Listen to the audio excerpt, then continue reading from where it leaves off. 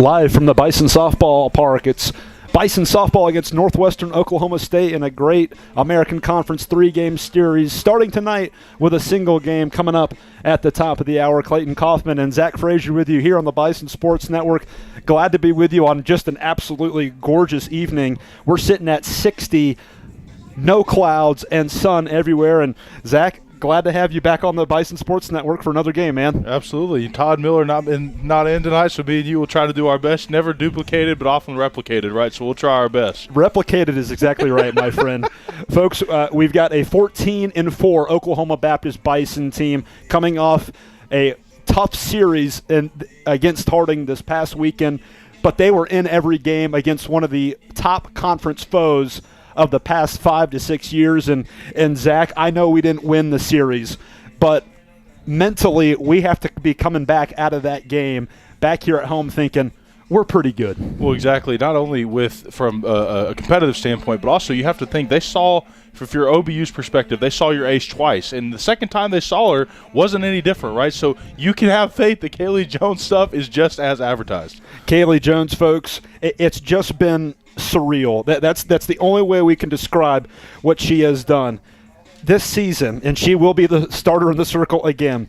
This will be her 15th appearance. She's 11-2 in the circle. Those 11 wins, tops in the country. She has 123 strikeouts to just 16 walks. What is that, 9.5 strikeouts to walk ratio per game?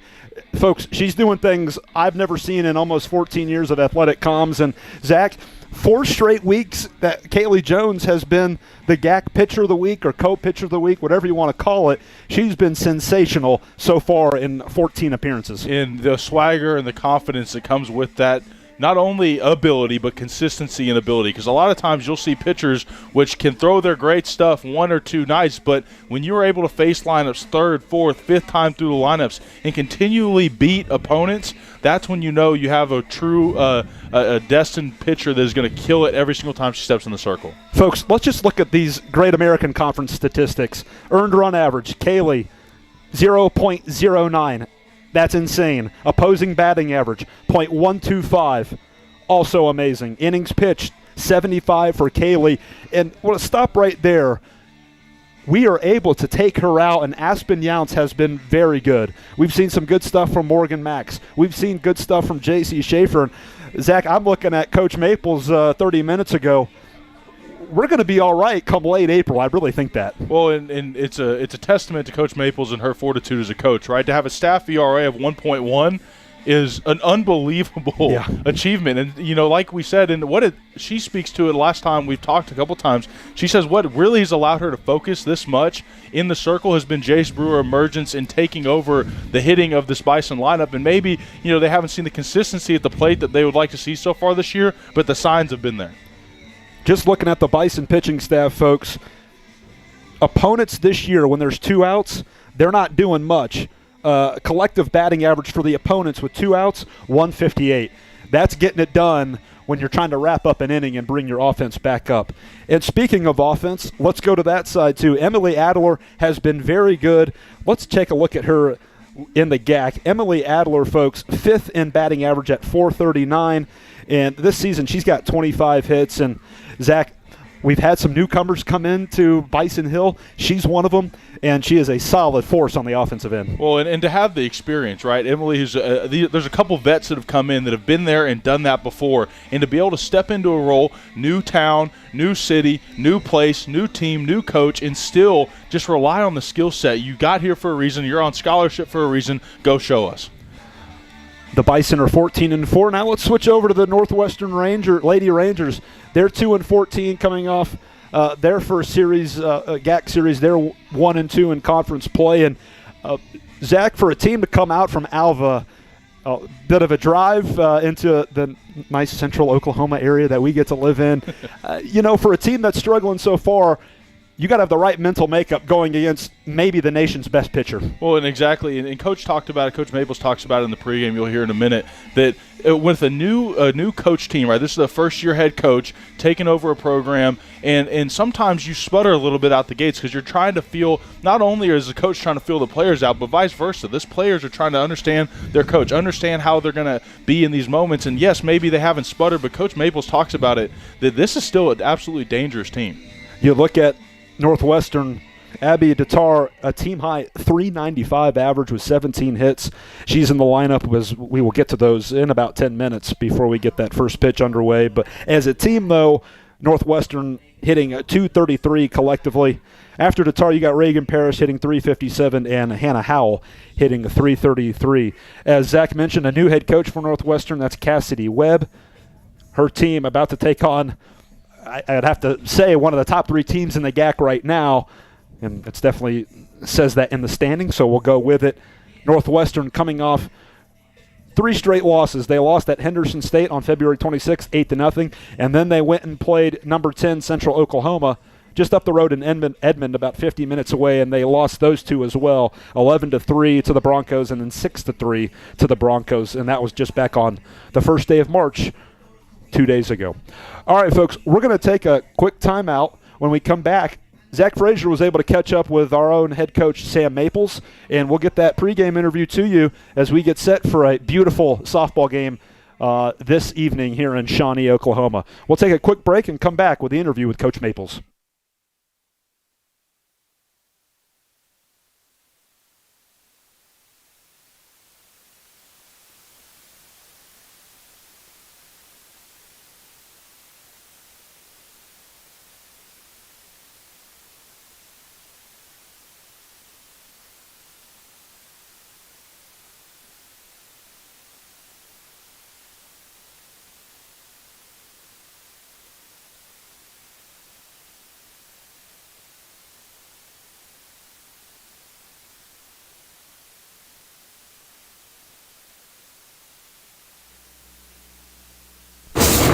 Zach Frazier here with Coach Maples on the pregame show. Coach, a little bit maybe disappointing weekend, but I think there's a lot of growth opportunities when you look at the ball games you guys had. Probably one of the longest softball games I've ever followed.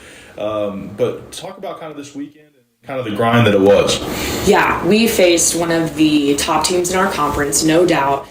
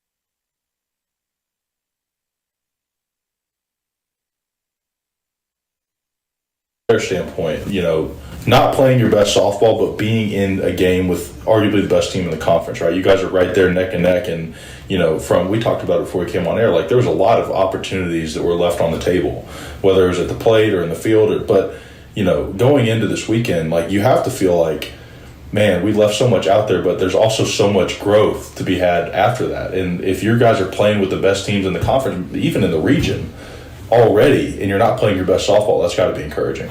Yeah, I think we were kind of, as a staff, we sat down in the office the other day, and we started receiving votes for the top 25, and coming off a weekend like that, it was sort of I don't know, we just kind of laughed about it, that like, gosh, we felt so frustrated with certain things and kind of how it played out. But we still have to look at some of the positives and the growth that's happening with our young players, and the growth that needs to happen with some young players, because we've got a lot of freshmen and sophomores that are still competing out there, kind of everyday players for us. And of course, we have our leadership in the circle with Kaylee, with Aspen, and Campos behind the plate, and our freshman Kennedy Clark that gets behind the plate for us as well. Like, we've got a really good, solid battery that I have no other way to put it other than they were just warriors for us this weekend, considering the offensive side of it that wasn't really there for us at times. But to hold Harding's lineup the way that they did in the circle was just a phenomenal performance. But, surely there's areas that we can grow in all aspects of it. And so I think that's just what we have to think about going forward. Well, and that growth mindset, I think, is also what part of has made your program what it's grown to be, right? Since you got here, and you talked about getting votes for the national top 25, like from a program standpoint, what a big step for your program, right? To be able to garner national recognition for a program that previously really hasn't received those honors. Like, speak about that just from an overall, when you get to take a step back, which you don't get to do a lot right now because you're just grind. But right. From a macro perspective, that's a big step for your program.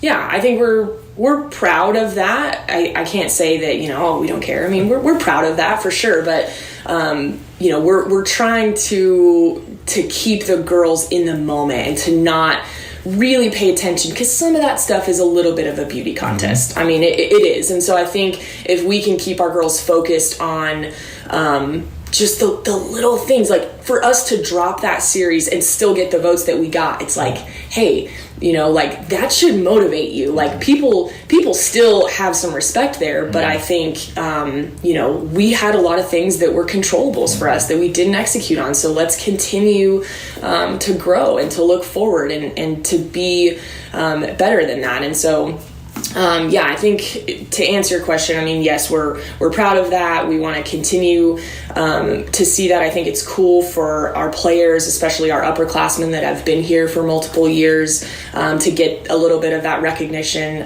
But I think ultimately, that's not what it's about for them, right? Like, they really are just playing for each other, and I think just want to grow and get better. Well, when you mentioned your upperclassmen, and I think from a viewer standpoint and also from a coach's standpoint, they provide a lot of they kind of set the tone for your team. You have a lot of young girls who are learning on the job. They haven't had an opportunity to play a GAC schedule yet and play these teams that are, these grinded out series. You're done on Sunday, and hey, guess what? Friday night, we're going again. Right. So it's coming, and you're growing fast. But also, what does it mean to have that group of consistent girls that are able to go out and set the expectation and then do it consistently? It's not just get up for a series, but, we had a bad series, but fine. Now we go on. But every single day, they're setting the standard for your program.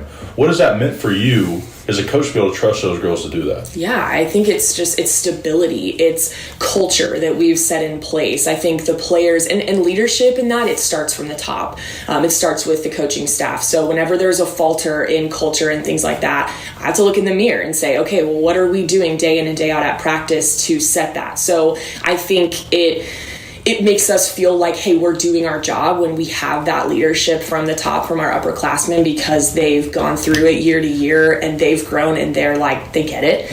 And so just that stability that we have with some of our uppers is just it's really valuable. And we're lucky enough to have, even some fifth years with COVID and all that, the fifth years that are still hanging around. And so they really, really get it. And that's, it's invaluable, really. It's fantastic to have that. And looking forward to the games today. We talked about it, that there's not a team in the Great American Conference that you can just overlook, right? Every team, there's no doormat teams in this conference, and it's almost, you hate to use the word trap game because you take every game seriously, right? But from a record standpoint, it'd be easy to kind of look past Northwestern. But we talked about it before we came on. This is still a dangerous team. Yes, absolutely. This team can really swing it. They've put up multiple hits in almost every game that they've played. They're super, super competitive. I know Coach Webb, this is her first year there, that she's going to do a fantastic job with Northwestern. She did a great job at Seward, where she came from. So I think, we're just preparing our team like we would any other way. It's a 3-game series. anything can happen in 3 games, and it is absolutely a battle once a team has senior pitching staff, 1 through 5, they've maybe gotten 15 plus ABs. I mean, they sort of know what you're doing. So that game 3 especially is just always such a battle for that series sweep. And, I think that's just going back to Harding. That's what was so impressive about the performance from Kaylee and from Aspen is the extra innings that we had to go through and the ABs that their team got, and just credit to our pitching staff a lot in that series specifically to be able to keep us in it. Well, and you talked about it, we talked about it before too, that from a coaching standpoint, also from a competitive standpoint, that's one thing this team has there's been no lack of competitive nature, whether it's been in the circle or whether it's been when they're scuffling at the plate. The want and the desire to be successful is there for your team, and that's got to be a huge foundational building block that you can look to step on as you continue through this year. Yes, we definitely want it. I think we're so close in some areas. We're so close, and we feel like early in the season, you got to grow through it with younger kids. You have to, and that's how they learn, and that's how they get to be a Kaylee Jones or even some of our uppers that transferred in, like an Emily Adler and Addie Reese. Some of these kids that have been through it, they've grown through it. They were freshmen once too, and they had to get through some of that stuff and figure out what the GAC is and how hard it is to play a team 3 times and stay competitive and trust your process, not getting results oriented. So yeah, that's I think what we're just going to look to do. Well, thank you, Coach, for your time. As we'll be back on the other side of this break on the Bison Sports Network. That was Zach Frazier with head softball coach Sam Maples. And let's go ahead and get to the starting lineups, folks. Let's go with the Bison first. Leading off in right field, number 5, Sydney Adler. In the 2-hole, in center field, number 4, Reagan Ford. Batting third at short, number 1, Emily Adler. Batting fourth, the catcher, number 20, Sam Campos. At the designated player spot, number 24, Morgan Max. In the 6th spot, your second baseman, number 6, Addie Reese. Batting 7th, in left field, Elena Rushing. Batting 8th at first, number 19, Kennedy Clark. And batting 9th at third, number 13, Allie Ryan. In the circle, number 25, Kaylee Jones. Let's go over to Northwestern. Batting first, number 12, in left field, Macy Spearman. Batting second at short, number 5, J.C. Oakley. Batting third at second, number 8, Abby Datar. Batting fourth, the designated player, number 24, Hannah Howell. Batting fifth, the catcher, number 13, Madeline Pack. Batting sixth, the first baseman, number 15, Mackenzie Adams. Batting seventh in right, number 27, Lindsay McElroy. Batting eighth in center, number 4, Avery Clark. And batting ninth at third, number 1, Abby Johnson. In the circle, number 10, Ireland Caro. As we've got the first pitch at 4:55 from Kaylee Jones, in for strike 1. Jones this season going against right-handed batters, only giving up a 137 average. She's even better against lefties, .086. Here's the 0-1. That ball going down foul territory, right field. 0-2 to start the game for Spearman. You're going to see a lot of different pitches for Kaylee Jones. She can get into the mid-60s in the miles per hour range. And Zach, folks need to get a chance to watch her in person. She has been sensational. Yeah, she's a fastball, rise ball dominant pitcher. She's going to blow the ball by you consistently, and then she's going to force you to hit the fastball and the rise ball. 0-2 for Spearman, who's showing bunt. That's probably getting pulled back as it is now. 0-2 upstairs. 1 ball, 2 strikes for Spearman. We mentioned a little 3-game skid for Northwestern coming into this game. They're 2-14 overall. Sign comes in, 1-2 on the way. Swing and a miss upstairs. 1 at bat, 1 strikeout, and that'll bring on J.C. Oakley, the shortstop. And you're going to see Kaylee Jones do this a lot. When she gets ahead in the count, which that's a big thing for Coach Maples, she wants to get her pitchers ahead in the count, allow them to pitch with confidence from ahead. You're going to see her throw that rise ball, start high in the zone and work out, and kind of use that as a burn pitch. Here's J.C. Oakley, who started every game for Coach Webb, 16, as she gets a grounder there, picked up at third, and the throw to first in time. Nicely done, Allie Ryan, getting it over to Kennedy Clark. 2 quick outs here to start the game. And you'll see Kennedy over there at first. She'll play first a little bit. She'll play behind the plate a little bit in relief for Sam Campos, who loves to be back there, but sometimes for her own good, she'll get put in that DP spot. Simple grounder turned right there from Ryan. 2 outs. Abby Tatar, the second baseman, into the box. That ball right down Main Street. Nothing in 1. Jones this season, there's 2 outs in the inning. Opponents are only batting 145. Folks, we're going to expound on her stats throughout this game as we get a check swing up top and upstairs for a ball. And Jones, Zach made the comment last home game against Newman, which were 2 great pitching matchups against the Newman Jets. OBU won both of those in extra innings, but Jones is playing her way as we get a foul ball near the Bison dugout, 1-2. Jones is playing her way into a National Pitcher of the Year conversation. And, I mean, through 18 games, she's already there. 1 ball, 2 strikes for a Tatar, who's got the number 8 jersey for the Lady Rangers. Here's Kaylee's pitch. Outside, off the plate. 2 balls, 2 strikes, and 2 away here in the top of the first. And the Bison, just as much as they are throwing really well from the circle, they have faced no shortage of great pitching at the plate as well over the past couple weeks. 2-2 pitch on the way upstairs, and we got a full count for Tatar, who has got to be sitting a little bit happy right now. She's batting .395 this season, team high for the Lady Rangers. All right, full count. I'm expecting a fastball down the middle. And a foul ball over the press box. We'll stay on that 2-2 or full count for Tatar.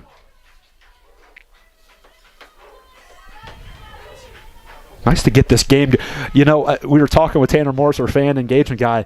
A 4 o'clock start would have been, I mean, this is perfect weather, but if we had started at 4, I mean, I think everyone would enjoy this weather, 60 and sunny and no cloud in sight. But we did get started 5 till the top of the hour. Hey, we'll take it. Mm-hmm, absolutely. Jones looking at Coach Maples for the next pitch. The 3-2 inside, called strike 3. See ya. 3 up, 3 down. We'll go to the bottom of the first. The Bison bats are coming up when we return.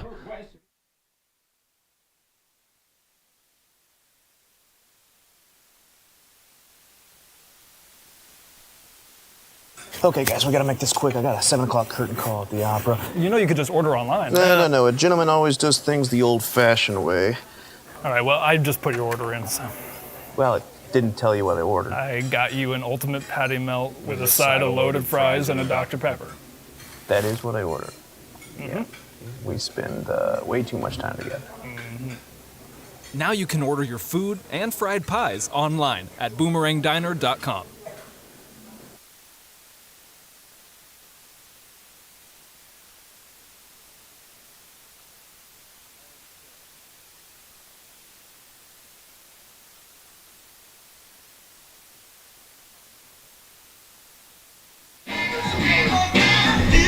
Back here at the Bison Softball Park, Clayton Kaufman and Zach Frazier, Victoria Coolidge producing back at the Noble Complex with our state-of-the-art broadcast setup. Folks, if you get a chance to come out here, email KJ Reed or myself or Zach Frazier. We'd love to show you what's going on here. We have hit warp speed, thanks to our athletic director, Robert Davenport, in trying to improve everything around here in communications. I believe we've done that.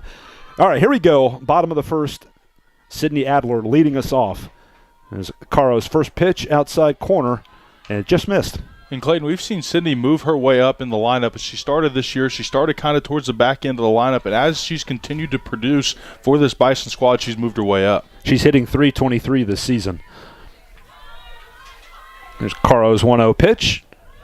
Outside, and it's just a little bit off the plate. That's not a bad spot there for Caro, but it's a 2-0 count now for Sydney. Yeah, that's a good pitch. You know, not every good pitch is a strike, right? You'll see these burn pitches. That was a great pitch there from Ireland. The 2-0 grounder coming up the right side. That'll be gloved up, and a soft toss there from the second baseman, Abby Tatar. She gets it over to Mackenzie Adams for the out. Now batting for the Bison. Next up the bat, Reagan Ford, the center fielder. Looking over at assistant coach Jace Brewer, who's behind the third base bag about 70 feet away from home plate.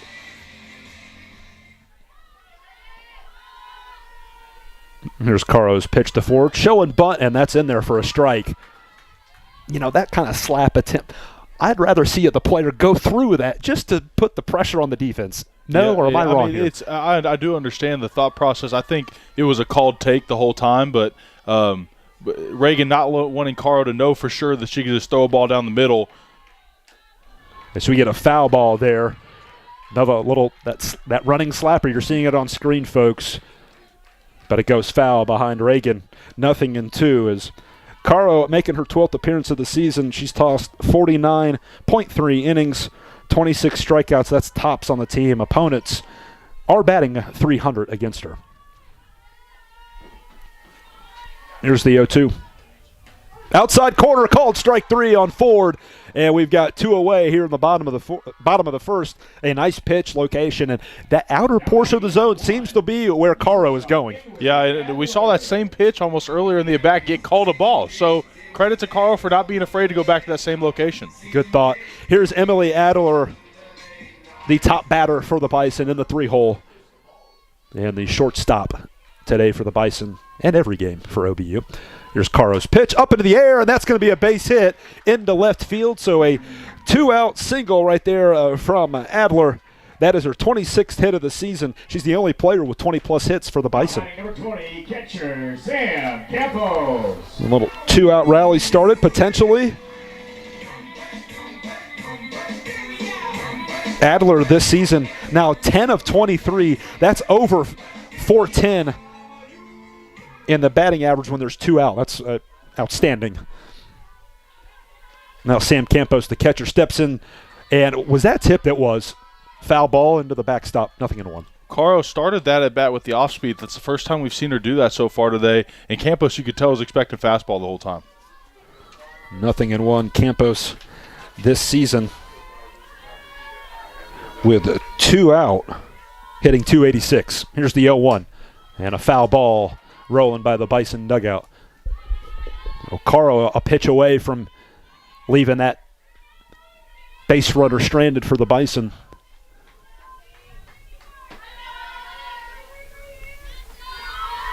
Coach Webb sends in the pitch sign. The 0-2 pitch outside off the plate. 1 ball, 2 strikes for Sam Campos. She's from Los Fresnos, Texas. A sophomore for the green and gold. Here's the 1-2. Outside, runner going, and that ball is thrown into center field. There was going to be a stolen base, and it is a stolen base for Adler. She's now 6 for 7, this season, and we have a runner in scoring position for OBU and a 2-2 count for Sam. That was a great throw from Madeline Pack there behind the plate. There was just no one there to cover. Seemed to be a miscommunication there between Abby and JC, who's going to cover second. Yeah, Oakley, the shortstop, wasn't over there.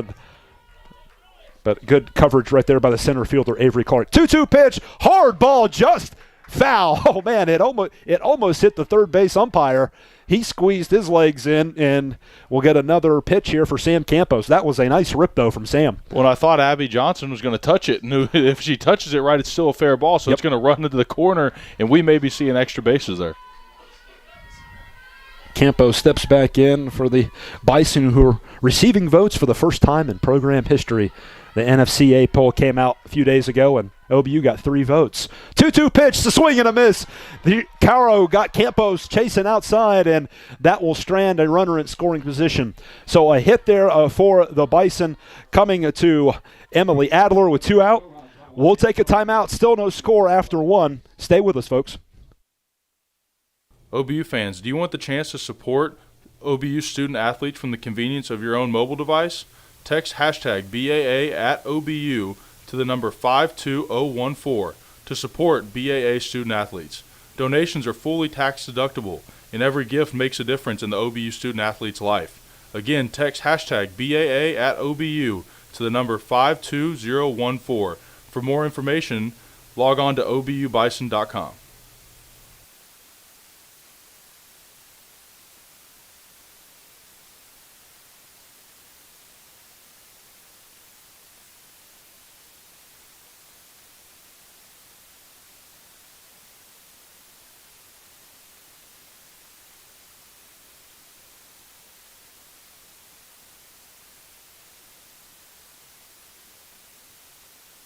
Back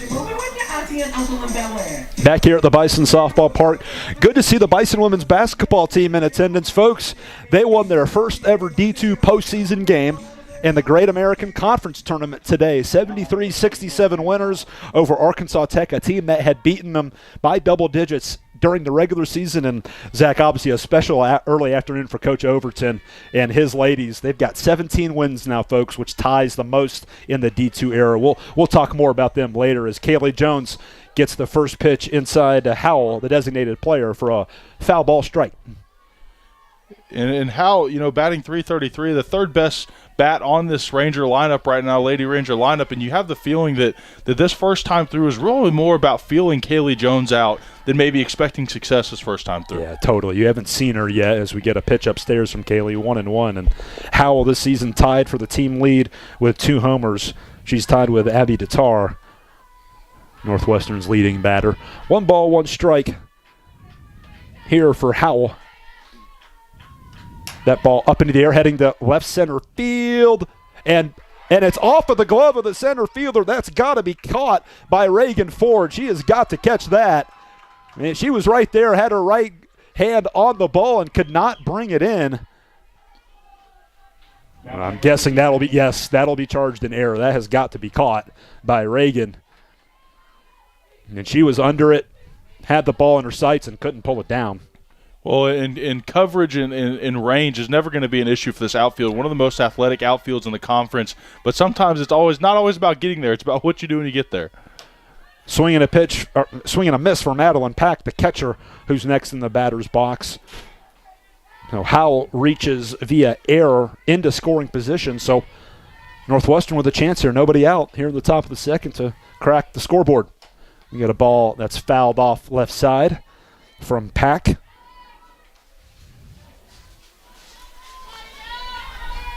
And that's a really uncharacteristic error there from Reagan Ford, who's one of the best defenders on this Bison team consistently. You'll see her make throws down and get runners all the time. She's one of the most savvy veterans on this lineup as there's a pitch that misses high in the zone. And Clayton, that's one of the things that's really been a trademark for the Bison this year is the defensive prowess relative to the years past.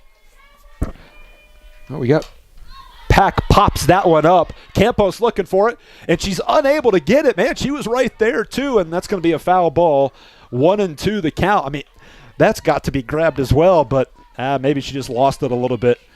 Still, Jones ahead of the count, but that would have been a nice out, too.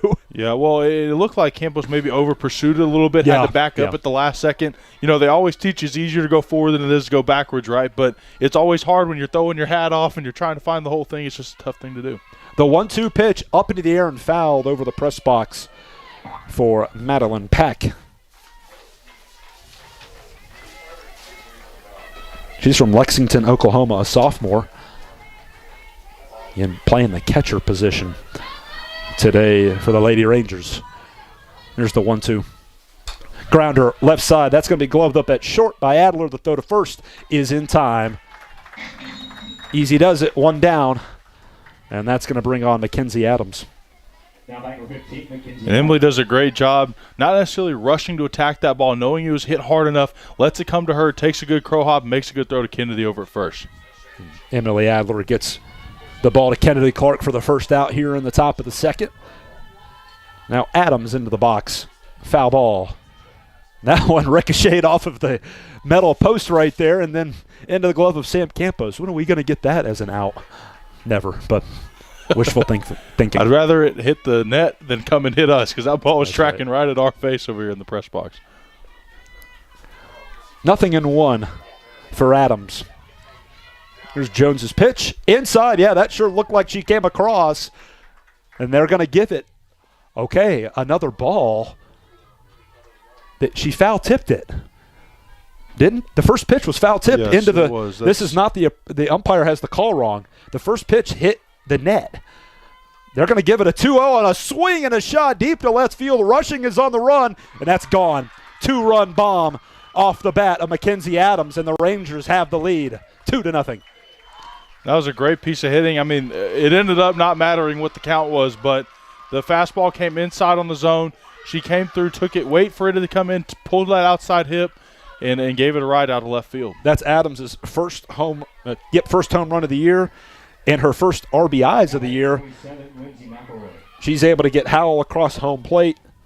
And we've got a 2-0 lead for the Rangers here on the top of the second. And Clayton, this will be the first time really all year we're going to see Kaylee kind of bend and face a little bit of adversity. You know, this is a big task for her already. Swing and a miss right there for Lindsay McElroy, the right fielder. McElroy hitting .269 this season. 12th game played, 10th start. 0-1 pitch, down the middle, 0-2.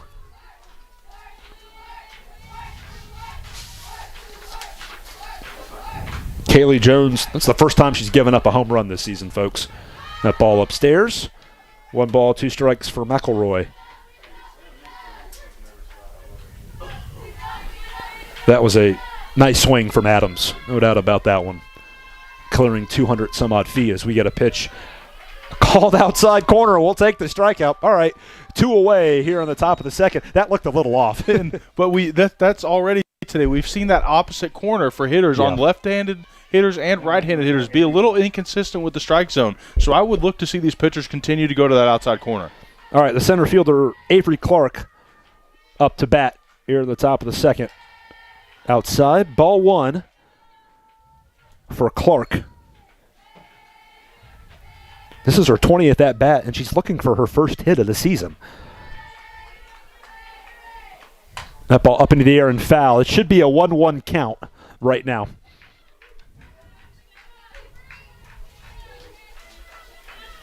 Man, you just think, I know it's early, folks, and we got a very good softball team here, but that out, that was missed in center field. 1-1 pitch, check swing. Yep, she did. 1 ball and 2 strikes for Avery Clark. And that's a perfect example of what you'll see from Kaylee with that rise ball. She'll start it inside the zone, and it's going to rise up right at that last second and jump out of the zone. The 1-2, a little bit high. Not a bad miss from Kaylee. 2 balls and 2 strikes. 2 away for Avery Clark.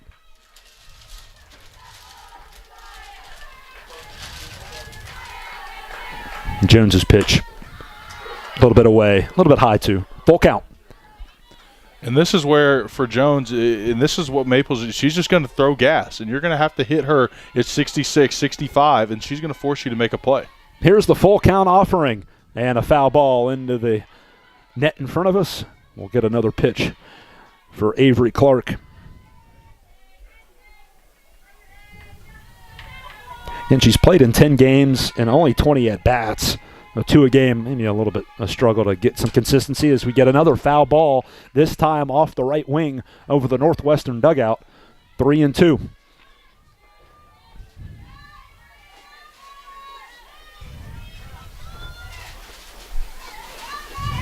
Jones looking over at Coach Maples, the 3-2 pitch, up into the air. It's heading into shallow center field, and it's gloved up by our shortstop, Emily Adler, for the 3rd out. We'll go to the bottom of the second. Bison down 2-0, courtesy of a Mackenzie Adams 2-run bomb to left field. We'll be back right after this, folks.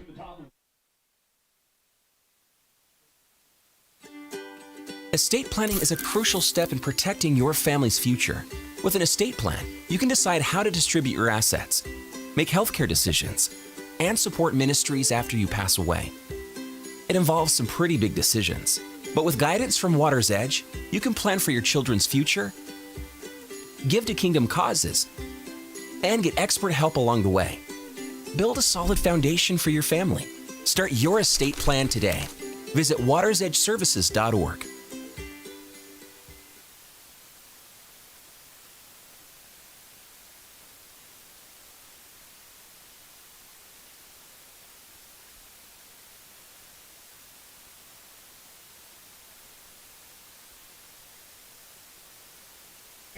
Welcome back to Bison Softball Park. Morgan Max, the designated player. You'll see her in the circle. You'll see her at the plate. One of the more well-rounded players on this Bison lineup. Clayton, a big moment here for a retaliation here for the Bison. Yeah, we need to get a little something going. We had that 2-out single an inning ago. Let's see if the Bison can come back and tie this one up as we get a pitch outside to Morgan. 1 ball, no strikes. Max this season, she's started 17 games, hitting .302. There's the 1-0. That pitch outside and out 2-0. And if you follow that Harding series last weekend, the Bison won the first game 3-0. And OBU had a 3-run homer courtesy of her in the first inning, and then only scored one more run after that. And that was off a solo shot by Morgan Max, as we have a 2-1 tally now for Morgan. And obviously she came ready to play against the Lady Bisons down in Searcy, and we'll see if she can keep it up now. Well, and that's so much of softball, and you see this with baseball too, Clayton. It's just about finding your rhythm, finding your mojo, stepping to the plate with confidence. The 2-1 on the way, outside corner, and they'll give it another ball. This might be getting a little inconsistent now, guys. That looked pretty good from back here. 3-1 for Morgan Max, our designated player today, in our beautiful white tops pinstripe jerseys. They're wonderful to look at. 3-1 pitch inside, and we've got a leadoff walk for a Morgan Max. That is her 8th of the year, and that's tops on the Bison. Well, and sometimes for these hitters that have like world-class power like Morgan is, it's sometimes hard for them to lay off those pitches on the outside of the zone because they want to trust their bat and swing. Credit to Morgan Max, and credit to Ireland for throwing good, tough pitches to make her think about it. Addie Reese, our second baseman, now into the box. Tying run is at the plate. I know we got plenty of innings to go, folks. But, hey, you get down as she shows bunt, and it's bunted foul right behind her. 0-1. And when you talk to Coach Maples and Coach Jace, they talk about this idea of team at bats, Clay. They talk about you have individual at bats, which is what Morgan just did. It's her and her alone at the plate, but you have these team at bats. It's a bunt, maybe it's a sack fly. You want to do whatever you do to help support your team at the plate. Addie Reese does have a sacrifice fly to her credit this season. She missed on the bunt attempt there, now 0-2, and that pitch has to be perfect if you're trying to lay down a bunt. You can't reach outside. That's got to come right down the middle, and Addie went after it a little bit low and outside, and now a 0-2 count for our senior second baseman. Here's Caro's next pitch. Down low, ball 1. And Addie has plenty of talent too. Oh, yeah. She's not a one-dimensional hitter by any means. She can lay down a bunt and reach with her feet. She can also swing for power and get extra bases. One of the most dynamic hitters in this Bison lineup. She's the only player on the team with a triple and a homer as well. She'll swing on that one foul. Stuck on a 1-2 count for Addie. We did mention the Bison women's basketball team, and Zach, we started this season 9-2. They get their first postseason victory over a heated rival. I mean, Tech seems to beat us in a lot of sports. That was such a big moment for our Bo Overton's team. It is so exciting, too. You have to feel super excited for the girls and for Coach. 1-2 pitch up into the air, left center field. That ball heading back. That ball off of the wall. Here comes Morgan Max. She's going to be held up by Coach Brewer at third, and we've got back-to-back base runners via walk and a double for Addie Reese. That is her 4th double of the year, tops on the Bison. Well, and it's so exciting when as a coach for Coach Brewer, when you have a girl that you can task with protecting the plate and still hitting for power is a really good attribute to have someone at the plate. So Addie gets the double to left center, and that's going to bring on our left fielder, Elena Rushing. And folks, Elena, one of the quick-footed players. Let's see maybe if a bunt gets laid down here. Maybe, just to get her on base. We'll see. Here's Caro's pitch. Bunt shown, and it's upstairs, and a good pullback right there by Rushing. Well, and sometimes the bunt isn't necessarily just about getting Rushing on base, right? Sometimes you'll lay it on the bunt, see if there's an error throw to first, score a runner, force the defense to make plays, and give yourself an opportunity to move the base pass. So 1-0 for Elena Rushing. She's showing bunt again, and she did go for it. Can't do that. And if you are, you got to hit it. She didn't. 1-1. And it's a good pitch from Caro. Credit. Yeah. This is why you're going to see her work the opposite away in the zone, because that bunt in that low left corner of the zone for these lefties is going to be a hard spot to get the bat on. Rushing looking for her 3rd hit with runners in scoring position. 1-1 pitch, a little bit low. 2-1 now the count. And that's what they call a drop ball. That's a beautiful pitch. It's going to come right in there at the bottom of the zone, and at the last second it's just going to dip and go right into the dirt. What a great pitch there from Caro. 2-1 for Rushing. Max is on third. Reese is on second. Nobody out. Bison down 2-0 here in the bottom of the second. The 2-1. upstairs. Ball 3. If you're Caro, though, you're seeing Rushing trying to lay down a bunt. Don't you want your defense to come up and make a play? And maybe that's not the pitch she's been given by the head coach. But and you have to think that maybe what this meeting's about, Clayton, is that, hey, trust your pitch call. If they want you to throw a fastball in the zone, and let our defense make a play. In so much of pitching, oftentimes it's easy to give credit to the pitcher, right? The person in the circle, toeing the rubber, throwing the pitches. But so much about pitching is being able to trust your defense to make plays behind you. Caro gets done talking with Madeline Pack, her catcher. And we're stuck on a 3-1 count here for Rushing. You're up, +2 on the count. I'm watching to get bases loaded. We'll see. You have Kennedy Clark on deck. Here's the 3-1 from Caro. Bunt shown back down the third base line. It's bobbled by the third baseman. Man, she was squeezed in. The bunt comes hard. That's the appropriate an error called. Yep. Well, and that's what we talked about just before that, right? That's part of the reason you want to lay down a bunt. Force the defense to make a play, and it's not necessarily an indictment on what you think about the defense, but every play has to be made every single time. So Abby Johnson, the third baseman for Northwestern, gets credited with the error, and I think that is the right call. That ball was bunted rather quickly, but she was closing in on it. You got to make that routine. They call it the hot up. Corner for a reason, yes, so you got to be ready. Kennedy Clark, our first baseman, now up to bat. Bases loaded, nobody out. That pitch outside corner for a strike, and a nice location right there from Ireland Caro.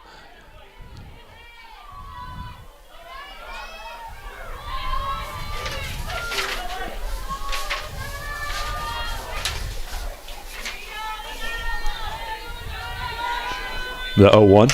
Grinder back up the middle. That's going to score 2 probably. Morgan Max is in the home plate. The throw, and not in time. Addie Reese scores, and we're tied at 2 on an RBI single.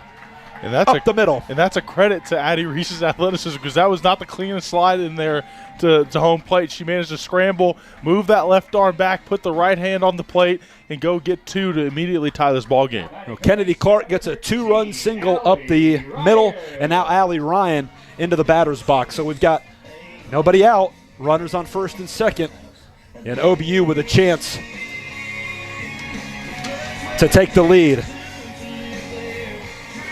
So Clark takes the 0-1 pitch up the middle and scores Reese and Max. So we get a pitch there for a ball. Allie Ryan in the batter's box right now, our third baseman. There's the 1-0. Grounder, left side, gloved up, tag out at third, and a double play turned right there by Northwestern's Abby Johnson. So she makes up for the error and gets a double play ball off of the bat of Allie Ryan. And that was a great play there by Abby at first, and especially now, if you're Ireland Caro, you have to see the top of this Bison lineup now for the second time. It's a big moment for you early in this game. So that was Kennedy Clark on the ground out double play. Allie Ryan now up to bat. Allie with a couple of hits this season and 14 opportunities with 2 outs. She'll ground that one right side, and that one's picked up and tossed over by Abby Datara, and Northwestern limits the damage. The Bison had bases loaded with nobody out. A double play ball turned by Abby Johnson, and then right there, Abby Datara gets a simple toss over to Mackenzie Adams. We're tied at 2 after 2 innings of play. We'll be back on the Bison Sports Network.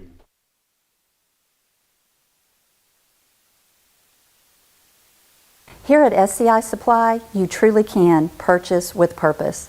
Whether you're a university, a K-12 school, a local nonprofit, a church, or an individual, we have exactly what you're looking for. And 100% of the profit from your purchase stays here to fulfill the mission of providing vocational training, employment opportunities, and residential care to individuals with special need. So remember, how does your purchase make a purpose? By investing in South Central, the official office supply store of OBU Athletics.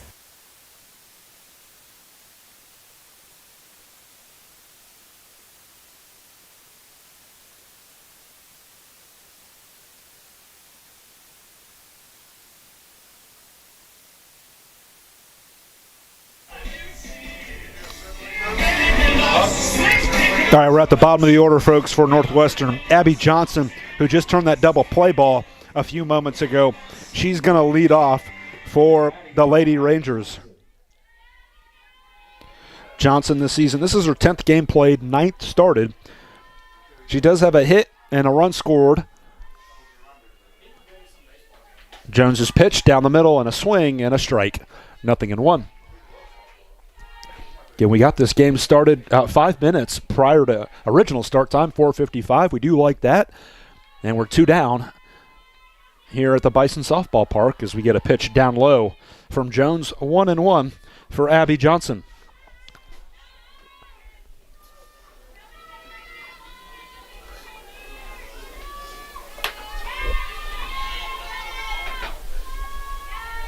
One and one.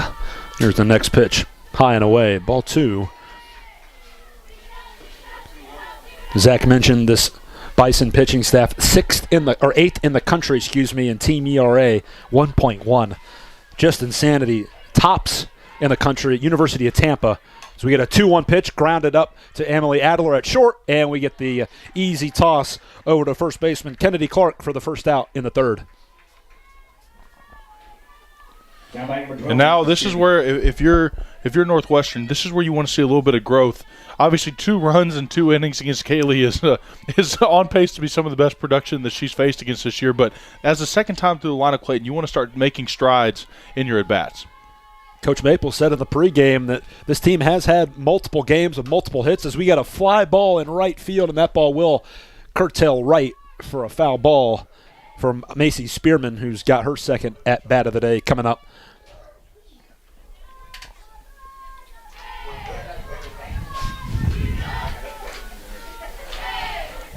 Spearman struck out to start the game for the Lady Rangers.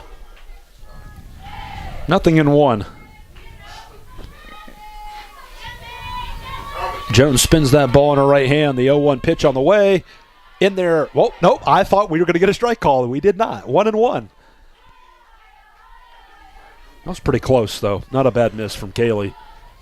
Got a good crowd on hand this afternoon or this evening. Perfect day for a ball game. That pitch down Main Street. 1 ball, 2 strikes for Spearman. We didn't have her, folks, on the Northwestern stat sheet provided. Nothing for Macy. Maybe this is her first game played. 1-2 pitch, foul ball, and that was a liner into the Northwestern dugout, and some heads dropping down to secure their safety.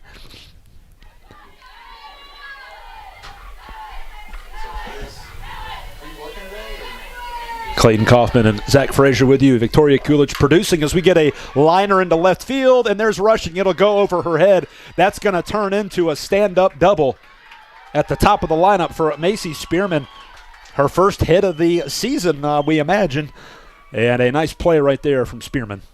Well, and that's another well-pitched ball there, high in the zone from Kaylee, and you know, it almost looked like a tough ball to read off the bat there for rushing out and left. Kind of stood there and watched it, attack her, where from our POV at least, it looked like it was going to hit the wall all the way.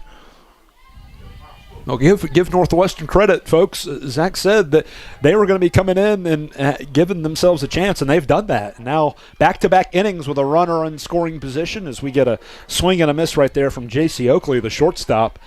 And hey, let's go back to just a second. Kaylee Jones is human, and we got a long way to go, but a swing and a miss there for Oakley. But, hey, even the best pitchers at times can get hit around just a little bit, and Northwestern's got 2 hits today so far. Here's the 0-2 upstairs, and probably just one of those let's see if she goes after it pitches.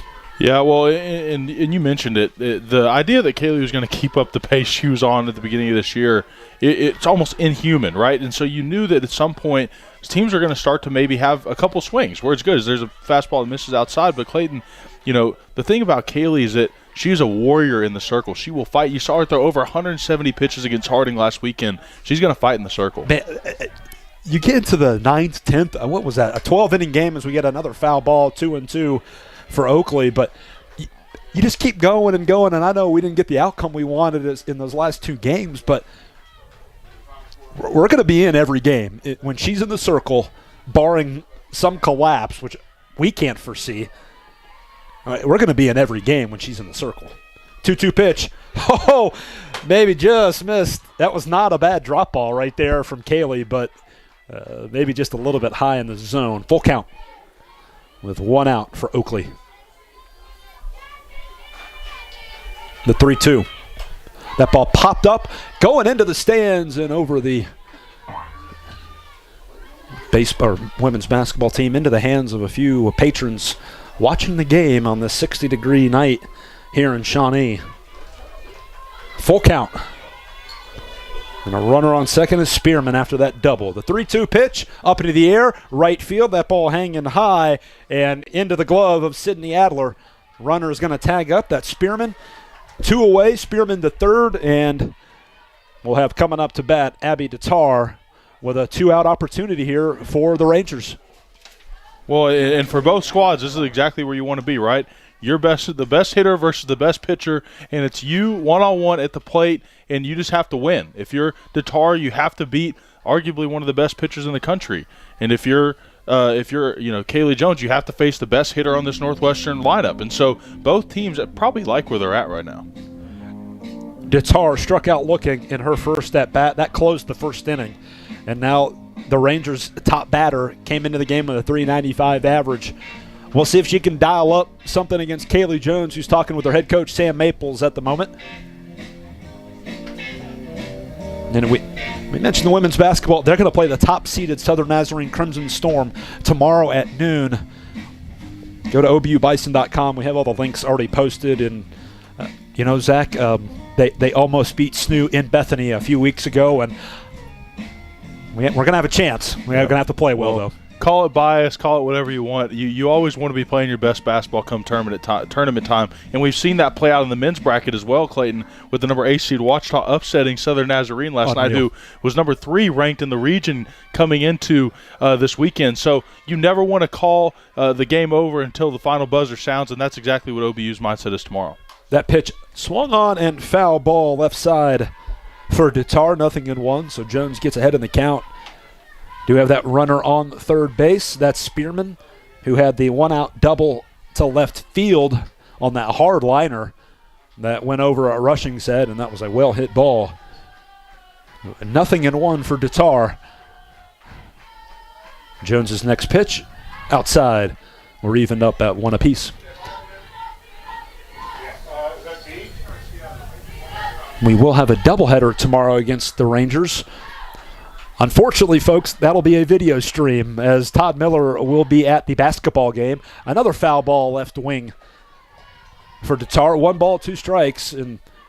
But we will have the video stream going. The live stats will be going as well. And we hope you tune in noon for the women's basketball game. And if you're the softball fan, we will have all the live coverage that we can provide here from Bison Softball Park. 1-2 pitch right down the middle. Easy does it. See ya. We'll go to the bottom of the third. Bison and the Lady Rangers tied at 2 apiece.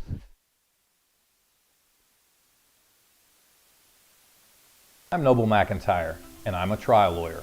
But that was not my original plan. I went to Oklahoma Baptist University, and law school wasn't even on my radar. And then, one day it was. Why? Sometimes those with more power than others abuse that power. Instead of doing the right thing because it's the right thing, they do the wrong thing because it's profitable. An innocent victim is victimized again. They feel helpless and voiceless against a multi-billion-dollar insurance company. I saw it happen. I watched a family member suffer as the system left them feeling helpless and voiceless. I am not helpless, and I do have a voice. And for my clients, when the fight comes, the insurance company pulling strings in the shadows doesn't face a powerless victim. They face me. For way too long, insurance companies and major corporations have pushed around hardworking Oklahomans. McIntyre Law pushes back. If you need someone that tries cases and doesn't just settle, call McIntyre Law for a meeting at no cost to you. We are McIntyre Law, and we will fight for you. Fielder Reagan Ford. We've got the 2-3-4 hitters due up for Oklahoma Baptist. Reagan Ford, Emily Adler, and Sam Campos. Caro back into the circle, tied at 2 as we start at the bottom of the third. Clayton Kaufman and Zach Frazier with you here at the Bison softball part for this Great American Conference Series between Northwestern and OBU. That pitch from Caro outside, ball one for Reagan. Ford this season as the leadoff batter. She's reached 11 of 29 times. That's almost a 380 mark. Pretty good right there as we've got. Looks like Coach Webb coming out to talk. I think that's her third baseman. It is number 1, Abby Johnson. Not sure what that was about, but she's got something. She's putting something, maybe a glove on her hand or looks on like her a wrist. wristband, like a pitch call wristband. It'll correspond with the fielding arrangements there and the shifts that you'll see for the Lady Rangers today. How much has the game changed baseball too? You're looking at wrist calls. With baseball, you have the pace of play now with the pitch clock too. Pitch outside, a little bit high too for Ford. 2-0 the count. And that's one of the advantages as a slap hitter, right? Sometimes it can work with the hitter, sometimes against it. But when you move forward, that strike zone becomes imaginary and subjective there for the umpire behind the plate. Here's the 2-0. Bunt showed again, and that'll come. Man, that looked right down the middle from back here, and they'll give it a ball. All right, 3-0. Trying to call this game fair, folks. Us too, me and Zach as well. Here's the 3-0, and they'll give it a strike. All right, that was clear strike, right? Well, like I said, sometimes when you have these slap hitters that are going to move within the box, that strike zone from a look, like the way it looks, right, it changes. The batter's moving forward. What would be called a strike may get called a ball. 3-1 pitch on the way, and she foul-tipped it. Man, there's no reason to swing right there. That's the batter's count. Especially the way that Ford just did that slapper. I don't think I would have done that. Well, listen, Reagan, there's no doubt with her production at the plate, she's there and she knows what she's doing. But obviously from our standpoint, it's easy to see. 3-2 pitch, back up the middle, off of the glove of Carl. The throw to first is not in time. I think that's got to be an infield single. That came right back to Ireland Caro, and Ford beat out the throw. And we will give the hit to Reagan. Well, and sometimes it's hard, right? When you're in the circle in softball, it's so close there to the plate. When that ball comes back that hard at you, it's almost like a protection. Just move your glove in front of the ball and try to stop it, knock it down, and keep it from being extra bases in the center. That's Ford's 18th hit of the season. That's second on the team behind Emily Adler, who's got 26. Here's Emily Adler into the box, the throw down to second base, and we'll get a stolen base for Reagan Ford. That's now 2 stolen bases today. She is 7 for 8 along the base paths. In this Bison team, this is where they want to be. They want to be playing small ball, moving around the bases, playing some true softball. And this is a part of an aggressive mindset that Coach Jace Brewer has introduced to this offensive lineup. Adler 1 for 1 today with a stolen base. That ball popped up, and it's a foul ball. A good diving attempt in left field by Macy Spearman. Just couldn't get it about 2 feet outside of her stretch. And we talked about the range of this Bison outfield, right, being able to cover. That was a great work from Spearman there. Yep. Macy out in left field. To even have a chance to get to that ball is really impressive. We got a 1-1 count now for Emily Adler. We do have a final up in Alva, Oklahoma Baptist baseball, 14-8, falling today to the Rangers, and 14 runs scored by Northwestern. That's a lot. 1-1 pitch. They're going to give it a strike and a proper call right there. A nice pitch, too, from Caro. Great off-speed there from Caro, and we've seen her work the off-speed a little bit. I would expect to see her go towards it more. And, Clayton, you mentioned that drop ball earlier in the game, and that she threw that drop ball well earlier as well. Here's the 1-2. Outside corner off of the plate. 2 balls and 2 strikes for Emily Adler, our shortstop. Well, and that score from Northwestern there in Alva is kind of a microcosm of what we've seen in college baseball over the past couple of years. These games are turning into offensive onslaughts, and really, as a pitcher, your now goal is just to limit the damage. 2-2 pitch outside and off of the plate. We'll have a full count for Emily Adler. Runner in scoring position is Ford after that single and stolen base. Bison opportunity here to get their first lead of the game. Here's the 3-2 to Adler and fouled into the net left side. Adler this season, man, there's no other way to put it. She's been the Bison's best batter. Runners in scoring position this season, 15 for 30. I think you folks can do the math back at home. Full count, though, and Carlos still only strike away for getting the first out. Here's the pitch, hops in the dirt, and we're going to have 2 on and nobody out after the walk for Emily Adler. And we've seen now Northwestern fight adversity in the field once with a big double play. Yep. You remember at the bottom of the second. So they still probably feel they're pretty confident about the way they can get themselves out of this inning with no blood. Campos steps into the box, struck out a couple of innings ago. But OBU threatening 2 on with nobody out here in the third. That ball well off the plate. 1-0 for Campos. And we've seen Ireland not afraid to go to the off-speed to start the count. Oftentimes you'll see a pitcher establish a dominant pitch early in the count.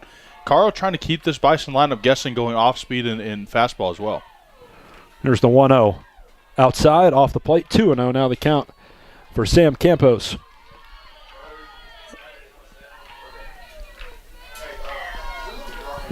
Bison with 2 runs, 4 hits, and an error.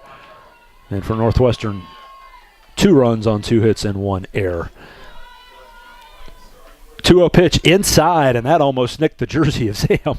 Well, and you get the feeling if she didn't back out of the way of that one, she might be able to wear it and advance the numbers around. And, that's easy for me to say in the booth. Standing there and take the hit. All right, 3-0 count as Carroll looks back to the Northwestern dugout for the pitch signal. Here's the 3-0. Outside corner, ball 4, and Campos gets on with the walk. Bases loaded again for the second straight inning, and can't do this too often if you're the opponent. As we got a little delay, it looks like Coach Webb coming to talk to the home plate umpire. And you get the feeling that what she's asking about here is maybe about strike zone location and, trying to get an understanding of where that ball missed. And, for Northwestern, this is probably the least of the hitters you want to see come into the plate here with Morgan Max, who, as you mentioned, Clayton, is riding a hot bat right now. Max did have that hit in her previous at-bat. And like we said, though, you get bases loaded in back-to-back innings, that creates so much stress on your defense. As Coach Webb talking to her infield defense, they're going to need another double play ball to keep this score tied at 2-2. OBU this season, well, here's something they could work on. Our green and gold team could work on. Bases loaded opportunities this year, 4 for 31. Obviously, it is a hard position, hard spot for any offense across the country to execute in. But OBU batting 129 this season with the bases loaded, and we'll see if that can change right here. Well, and sometimes you see that struggle with teams that love to play small ball, right? Play in the infield at the plate. When you have a force out at every base, it's sometimes hard to move runners around. Pitch to Morgan Max in there for a strike, 0-1. Morgan with the walk earlier for OBU, and still bases loaded. Nobody out here for the green and gold. Pitch to Max, grounder right side, and it squeezes through. It's going to be at least 1 run will score. It's an RBI single through the right side for Morgan Max, and the Bison lead 3-2. And Campos had to put the brakes on to not step on that ball as it was running in between the gap there between first and second. Credit to Sam, put the brakes on, let it leak into right field, get an RBI there for Morgan Max. Great base running by Campos, because if she didn't stop, we're going to have interference and an out for Campos, and then that'll just keep bases loaded with nobody out. But nicely done by Sam to avoid getting that ball to touch her leg. Here's Addie Reese, liner left field, and it's foul by a few feet, but a good cut from Addie. And Addie jumping on the first pitch she sees, and you get a feeling that this Bison lineup's starting to feel like they have a good cadence here on Ireland, and maybe starting to feel like they can take confident swings at the plate. Caro came into the game giving up 300, a batting average of 300 to opponents. Reese now with another opportunity. She doubled in her previous at-bat. 3-2 Bison. Get a run here from Morgan Max's RBI single. Pitch to Addie up into the air, right center field. Base hit for Addie. She's 2 for 2. 1 run will score. It is now 4-2 Bison. Emily Adler crosses home plate on an RBI single from Addie Reese. And this is exactly what you want to see if you're Coach Brewer, and what you want to see is it looks like we may get a pitching change here for the Lady Rangers, and if you're Coach Webb, this is exactly what you want to do, Clayton, because in 2 innings in, you feel like you may have a chance to have some success against Kaylee Jones. Yep. Stop the bleeding while you can. Put a new body out there, force them to recalibrate, and see if you can't stifle this run. The new pitcher for Northwestern is number 24. Oh, yeah, let me double check that. Let's be certain. It is Hannah Howell. So she's going to move from the DP straight to the pitcher. So the DP is knocked out right now. So Hannah Howell is your pitcher. Ireland Caro is out. And she's still responsible for the 3 base runners that OBU possesses along the base paths. Let's give you a little stat update. Addie Reese, that's her first bases loaded hit of the season. She's 1 for 3 and a big hit. We've got a 4-2 lead for the green and gold. As warming up is Hannah Howell. This will be her 10th appearance. She's tossed 26 innings, has a 7.27 ERA, 13 strikeouts to 12 walks. Opponents batting almost 400, 397. She's given up 38 runs, 27 of those earned, and she's allowed 50 hits. So we're going to have Elena Rushing now up to bat with another bases loaded opportunity. And, hey, right now, like we said about 3 minutes ago, you can't keep putting pressure on the defense with bases loaded. OBU is making them pay. You're absolutely right. And with this opportunity, right, you're facing a new pitcher. It's key that you jump on this and don't allow Northwestern to get a new momentum with a new body in the circle.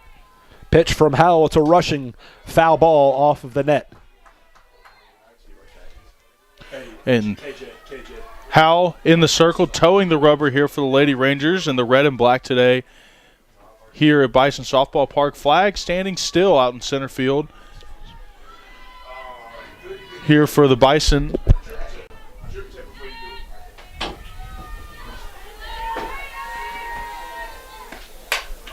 Slapper down the left side by Elena.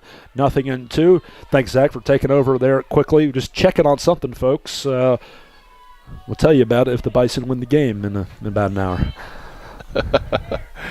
0-2 for Elena Rushing. Has made 2 decent cuts at the ball from Hannah Howell.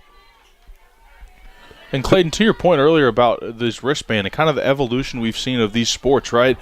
Baseball and softball, we've seen this kind of evolution of speeding the game up and almost taking a little bit of the gamesmanship out of the game. Yes, 15 years ago, no one had wristbands. I mean, we were going by signals as we get a pitch high and away. 1 ball, 2 strikes for Elena Rushing. Well, and I'm sure there's plenty of debate on who's to blame. Some would say the Astros. Some would say trash cans. Some would say that there's plenty of other things to blame. But, no, I do think that, obviously there's people on both sides of the fence about the evolutions of the way the games are competed now. Here's the 1-2 pitch to Rushing. Wider, and it's just foul. I thought that may have hit the glove of Abby Johnson, but it is a foul ball. 1-2 for Elena. Boy, that left side, she is a left-handed batter. Left side is usually where the ball goes for these. And you're right, and we've seen Coach Webb have a dominance so far pitching away from these Bison batters, especially trying to put something in the opposite 6-hole here for the Lady Rangers being able to turn 2 and get out of this inning. Howell readies her pitch. The 1-2 grounder back up the middle. Howell's got it. The throw to first in time. A fielder's choice force out. 1-2 of Sam Campos. And we've got 1 out. The bases remain juiced, but a nice play right there from Hannah Howell to get an easy out at home. Well, and that's the part of the maybe a little bit softer hit than one that reached on earlier in the game. And it's still that in softball, maybe not quite as much as baseball. Fielding is a really important skill set to have if you're going to be in the circle and tow the rubber. Kennedy Clark now stepping in with the bases loaded. The Bison do have the lead, 4-2. They have executed pretty well so far, but they're still going to have a couple of at-bats, more than likely, to extend this lead. We'll see what happens. Here's the pitch to Clark, back up the middle, base hit. That's going to score 1. On the way to home is Reagan Ford. We do have a throw to third. That's not going to matter. So we've got runners on the corners. We do have a 2-run single up the middle by Kennedy Clark to extend the Bison lead to 6-2. When you talk about the athleticism of Addie Reese, we talked about it earlier in the game today, that she was able to reach there from second on what wasn't a really super well-hit ball out to center, right? It wasn't like it went over her head and she had to track it down. That's just pure speed and athleticism rounding the bases and scoring. So for Kennedy Clark, that was her first hit with bases loaded. She's now 1 for 3. So Addie Reese and Kennedy Clark coming up with some nice 2-run singles for the Bison. Let's just look at, we'll go around the play-by-play here as we have a pinch runner. Thanks, Zach. That's going to be Shelby Warden going to first base to pinch run, number 16. And I wouldn't be surprised if we don't see a full sub there from Shelby starting on the base pass here, and I wouldn't be surprised to watch her take over the first base duties here for the rest of the day here for the Bison. So Clark gets the 2-run single. Addie Reese and Morgan Mack score. Elena Rushing is on third. And Shelby Warden pinch running for Clark.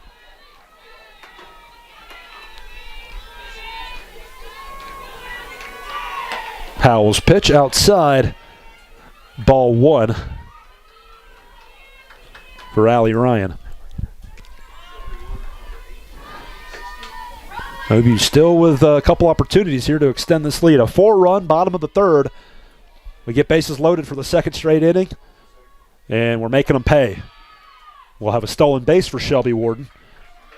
And that's exactly what you'll see for this Bison team with the runner in scoring position. You're going to force the defense in a tough spot when you take second, right?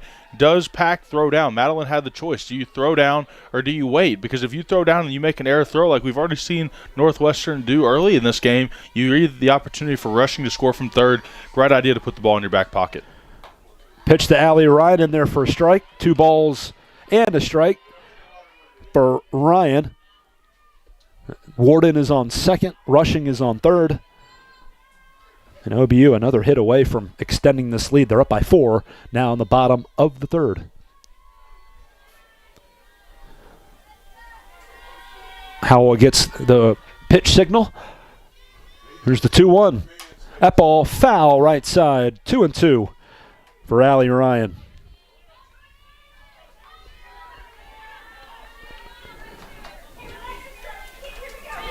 That stolen base for Shelby Warden. That was her first attempt of the year, folks. 1 for 1, 100%. Not bad. I love how we're so aggressive, too. We're going to do it more often than not. And this Bison team has done a really good job. It came into the game 24 of 31 in stolen base attempts, as now we have a full count. And that's a big shift in a mindset, right? And when you talk to the coaching staff and the players on the staff, it's not that they don't believe the other team can throw them out, but they believe in their ability to time the pitch, and they believe in their ability to move around the base pass, put bunts down, put the ball in play, and move around the base pass. It's 3-2 for Allie Ryan. 1 away here in the bottom of the third. 2 runners in scoring position. 3-2 pitch, high and inside. Bases loaded again, and a walk right there for Allie Ryan. That is her 7th. Which is tied for the team lead. And now we'll have Elena Rushing. Oh, check that.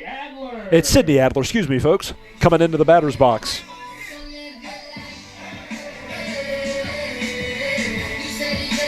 Six to 2 Bison. Clayton Kaufman and Zach Frazier with you. Back in the studio is student specialist Victoria Coolidge, folks. She does a lot of different things for us. Photos, videos, producing, replay. We have a lot of good student workers able to help us out. All right, Sydney Adler into the box, and that pitch in there for a strike. 0-1. Adler 0 for 2 on the day. She has made contact, 2 ground outs. And now the first time seeing a new pitcher, right? Third time at the plate, second pitcher you've seen. You know, that you have to think that's part of the thought process for Coach Webb and company. Here's the pitch to Sydney. Outside, man, called ball. That looked pretty good from back here, but they'll even the count at 1-1. And we've said that a couple times for both sides, right? It's been an issue that's plagued both pitchers so far. But you know the coaches will tell you got to pitch to the zone, you got to pitch to the strike zone, and you have to live with the result. If you throw a good pitch, and you don't get your call. Fine, you live to fight another day. 1-1 for Sydney Adler. She'll take that one in for a strike, and good location there from Howell. And she's a strike away from getting that big second out here in the bottom of the third.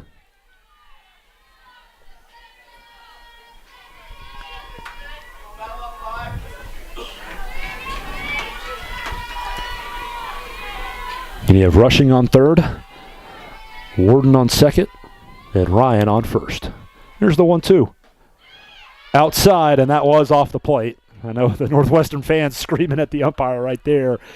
Not in a negative way, but they wanted the strike, but not close. Just a little negotiation going on out there with the faithful and the umpire, and that's exactly what makes softball fun and makes this Division II level softball fun. You get to, as a fan, you're here. Your foot is on the brake. You get to watch the game really up close. 2-2 pitch fouled off left side by Sydney.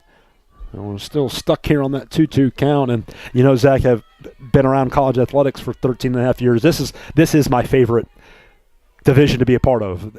There is emphasis on performance and the emphasis on the classroom. We've had numerous collegiate sports communicators academic all-district awards for women's soccer and football and women's basketball, among others. And again, but there's a heightened level of expectations too when you play, as we get a pitch inside called strike 3 on Sydney Adler. I mean, that looked right down the middle from back here. It was a great fastball inside of the zone, and that's exactly what you want from Hal and Coach Webb and company. You want to see her step in even after giving up some runs, still sit in there, still throw your pitch, trust your stuff, and hit your spots, and you'll let the chips fall where they may. All right, Reagan Ford coming up to bat. She does have a hit today, and she scored a run. She's also struck out as well. So Ford gets in the first pitch for a strike. 0-1 for Reagan, our center fielder.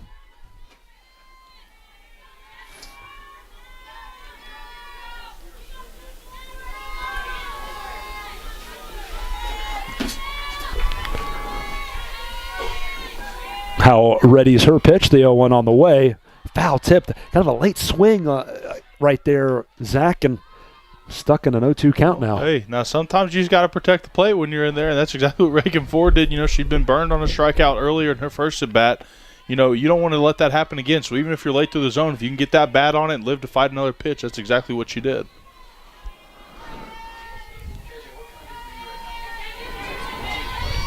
Oh-2 on the way from Howell. High and away. Get another pitch for Reagan Ford. A junior from Sutter, California, attended Sutter Union High School. And Ford, like Elena Rushing and Shelby Warden, quick-footed Bison. All of them with some steals this season. There's the 1-2 on the way. Down low.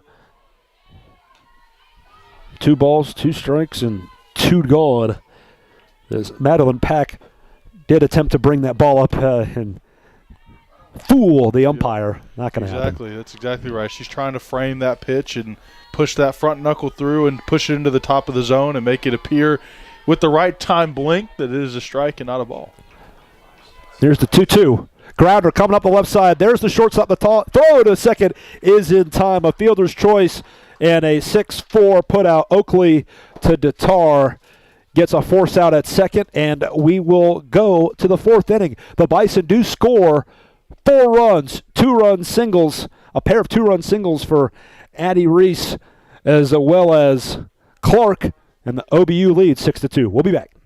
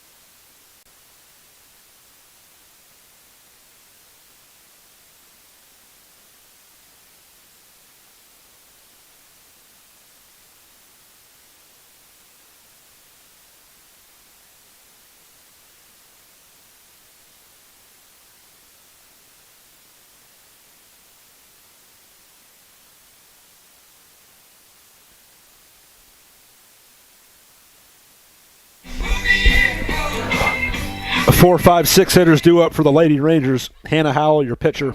Madeline Pack, the catcher, and Mackenzie Adams, the first baseman who had that 2-run bomb in the top of the second to left field, which broke the scoreless tie.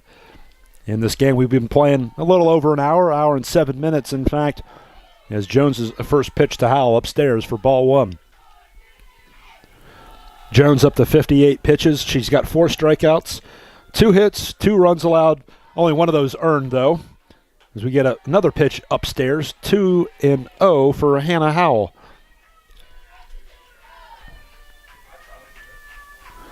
As we mentioned a little bit earlier, the 2 teams are going to meet tomorrow starting at noon.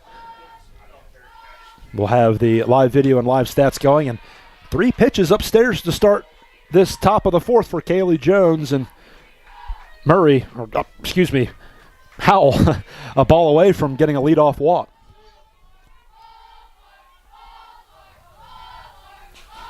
Here's the 3-0. Inside corner, called strike. Got to think Kaylee Jones has never walked a batter this season with 4 balls. I've got to imagine that.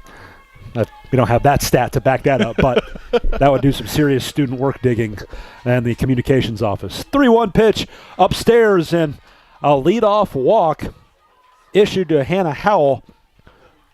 All righty then. So Northwestern, hey, give them credit. I mean, they've competed every inning of this game, and now they get a little something started with Madeline Pack now up to bat. She grounded out in her previous at-bat. Swing and a miss upstairs. So Jones comes back with another. That was a rise ball coming up high, and Pack went after it. Yeah, you're not going to see Kaylee Jones get scared from her stuff, right? She's struck out so many batters this year, been one of the best pitchers in the conference consistently with her stuff, and she's going to trust it and throw it. That one over the plate. 0-2 now the count for Madeline Pack. And, just one thing. We mentioned just the grittiness of the Bison softball team. We've had so many close games go our way this season as we get a foul ball from Pack left side, still 0-2. We've had so many close games where you could flinch at the wrong moment. And has that happened? Yes. But more often than not, this team has just done so well in tight situations, courtesy of this outstanding pitcher of ours, Kaylee Jones. Here's the 0-2 down low, and we'll have a 1-2 count for Madeline Pack, who's 0 for 1 today. Well, a lot of it comes down to coaching too, right, Clayton? Like when you get in those tight situations, you revert back to your habits, and you trust your stuff, and you trust what you're coached. And if you're held to that high standard, you execute. Little pop up along the infield. That's going to roll foul. It hit the white chalk on the third base line and was going to go foul, regardless. But that's always one of those sticky plays. If it lands in and there's no English on the ball, someone's got to haul tail to get there on that third base line, somewhere around 20 feet before home plate. 1-2 for Madeline Pack. And a sophomore for the Lady Rangers. Here's the pitch. Outside, off the bag. 2-2. How about a double play ball here? 4-6-3 would be nice.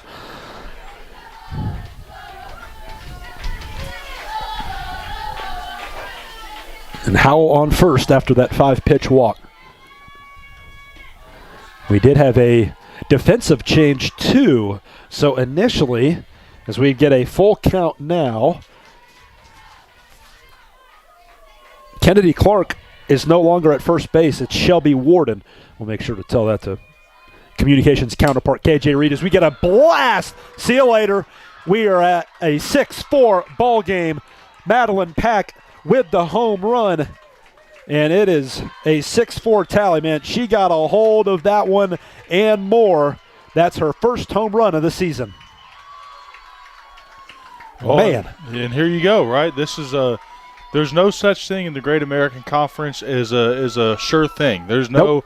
You can't look at records, and that's what me and Coach Maples talked about earlier this week. This is a dangerous Northwestern team. They're going to swing the bat. They're going to step to the plate confidently, and they don't care about records. They trust Coach Webb and the stuff they're teaching, and they're going to go out and try to execute. So all 4 of Northwestern's runs coming courtesy of homers.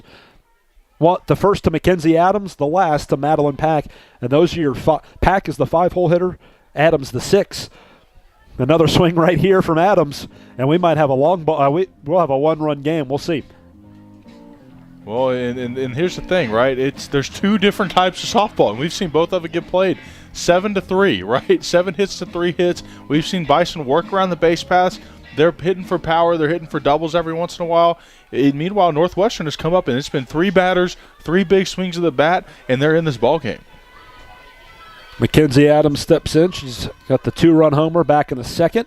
She'll take that pitch in for a strike, and that was very pretty from Kaylee Jones, 0-1. Again, coming into the game, Jones had not given up a home run. She's allowed 2 today, and they're both 2-run homers. And Northwestern, we're almost through the midway point of the game. Got to be feeling good as we get a liner right there. And it's off of the belly of Addie Reese. That's got to be an E4. She was right there, and it hit her in the stomach and went into the outfield. Oh, man. And that was a little tricky little fister kind of hit over to Addie. Like you said, because of the situation, you do need her to make that play, but that was not, necessarily your routine ground ball over there at second in the shade over there now, over there for Addie Reese. Second error of the season for Reese as we get a strike for Lindsay McElroy. It's 0-1. She's showing bunt. They're trying to lay down that sack bunt, it appears. Reese came into the game with a 980 fielding average. That's awesome. But that one right there, she was in position, just couldn't get it into her glove as we get another pitch and another strike. So Jones says, I'm had it with this. We're coming back. 0-2 now for McElroy.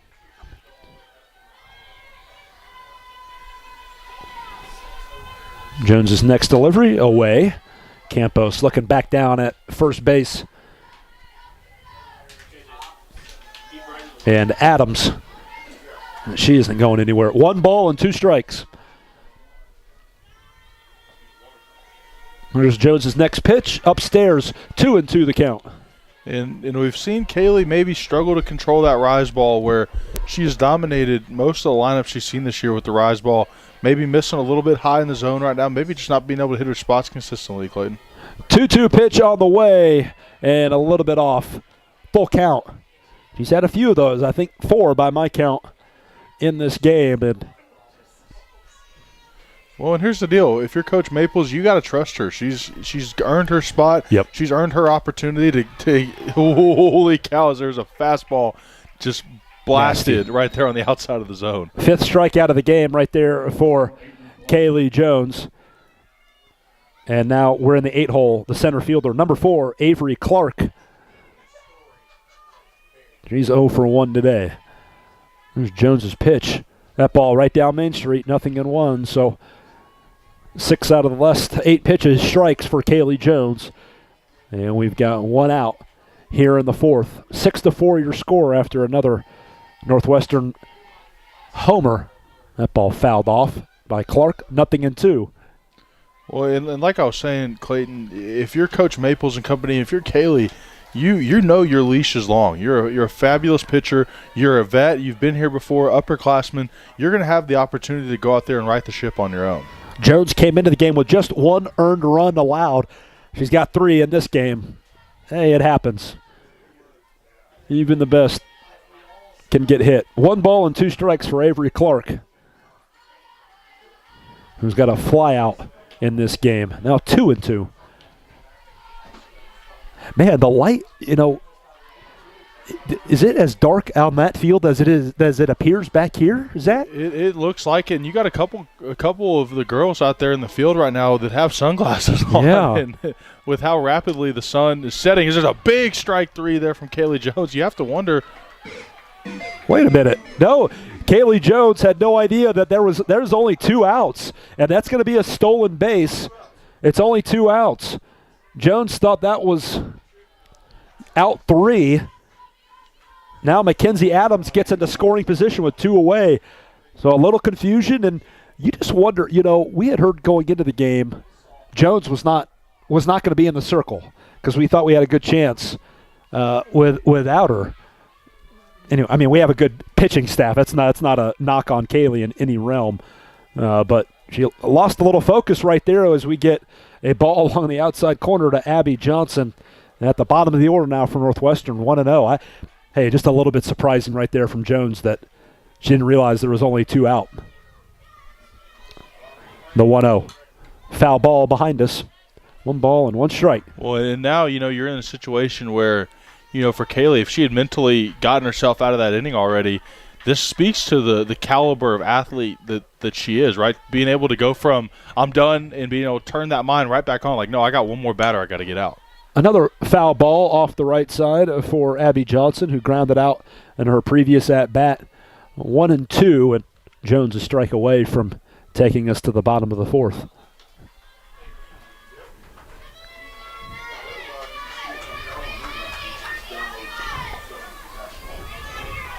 You see Coach Maples doing just a fine job as the 1-2 pitch, a little bit off the plate. 2 balls and 2 strikes, and Sam, a joy to work with. And obviously, Zach, this program has made such strides these last few years, and here we are. We got a pretty good ball club here in 2013. 2-2 pitch on the way. Grounder, left side, picked up at third. The throw to first is in time. Nicely done right there. Allie Ryan to Shelby Warden, and we will go to the bottom of the 4th. Bison leads 6-4, but Madeline Pack with a 2-run homer in the top of the 4th to cut the deficit to 2.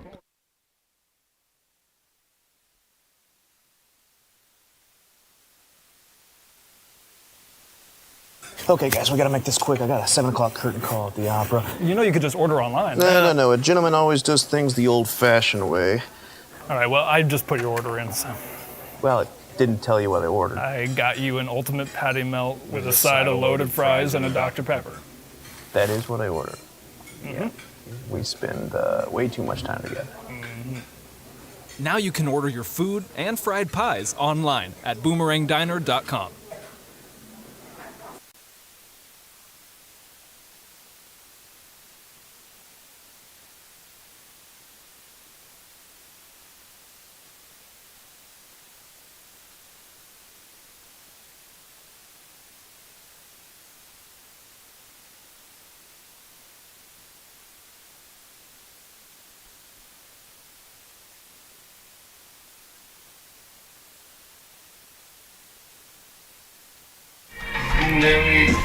Back here at the Bison softball park, Emily Adler due up. Our shortstop is 1 for 1 today.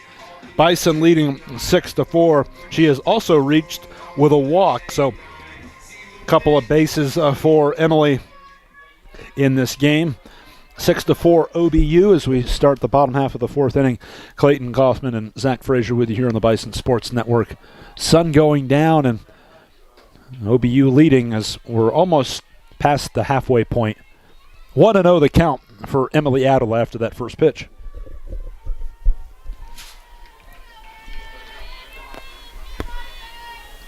Bison 14-4 this season, 1-2 in conference play after a hard-fought series against Harding last weekend. That pitch down low, 2 balls and no strikes for Adler. The team's leading batter, batting over .440 this season.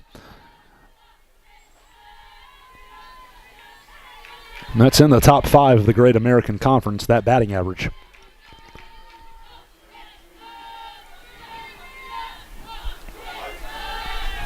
Here's Howell's 2-0 pitch. Up into the grounder, left side, nicely done right there by the shortstop, J.C. Oakley, and there's 1 away in the bottom half of the 4th inning.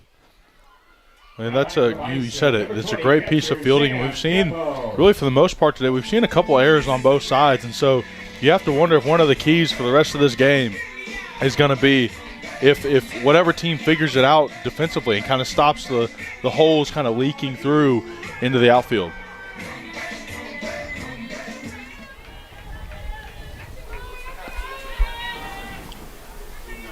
Remarkably, this is the first time all season OBU has given up 4 runs in a game. This goes to the testament to this pitching staff as we get a strike called there for Sam Campos, who's got a walk and a strikeout to her credit this evening.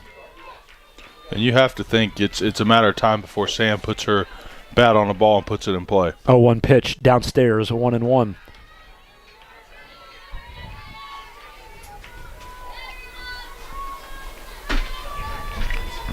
Madeline Pack looking back at her head coach in the Rangers dugout, seeing what's going to be tossed her way in a moment. 1-1 for Campos, who's looking for her first hit of the afternoon. The 1-1. Oh, man. And that's going to be called a hit by pitch. Campos turned into it, and then that ball looked like it hit her on the left hand of sorts. That's of all the places, if you've ever played paintball, when you get shot in the hand, oh my gosh. Man. Now imagine a softball coming in. You have to know that hurts. And then she's getting checked on by the blue over there at the first. And, she's a tough girl. And Coach Maples has talked about it. I bet they pinch runner here. But, I mean, golly, Clayton, there's no short of toughness on this team. You got to wonder, though, for Campos, hey, if she turns into that, regardless if it hits her hand, shouldn't that have been a foul ball? Well, she is a righty, so I wonder if when she kind of opened to try to pull her hands away from the ball, if she pulled her hand into it, that left hand would be her lead hand.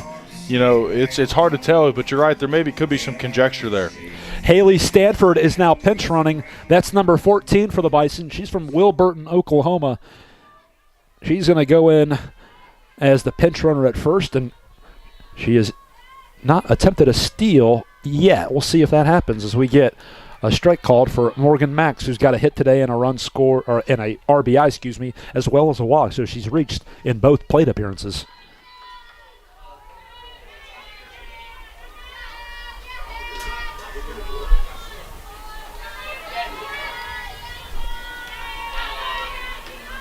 Howell spins that ball into her glove. The 0-1 up into the air, popped up, shallow left center field, and that ball is collected in left by Spearman for the second out. Just got under that one, Zach, and easy out there in left field. Yep, and that's a great piece of hitting still from Morgan, being able to put the bat on the ball there with the fastball turned on it. And now that's going to bring Addie Reese to the plate, who has been instrumental in both scoring appearances so far for the Bison. A very versatile hitter, a senior, a vet who's been here before, JUCO transfer. Addie, no doubt, one of the leaders on this ball club. Addie with a double and a single. I thought she had a 2-run single. We've got her credited with 1 RBI, and she'll take ball 1 from Howell.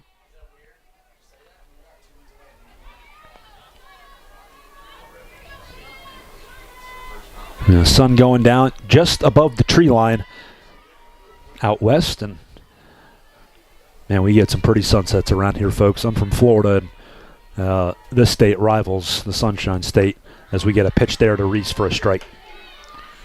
Yeah, and we've seen how when she's been working at her best so far in the circle, she's been, she's not afraid to get behind in the count and throw some pitches to force swings early in at-bats, and she's been able to pitch to the zone late in at-bats and force these Oklahoma Baptist hitters to put the ball in play and get their hits on their own. She's got 30 pitches so far, giving up a hit, a walk, and a strikeout as we get a pitch down low.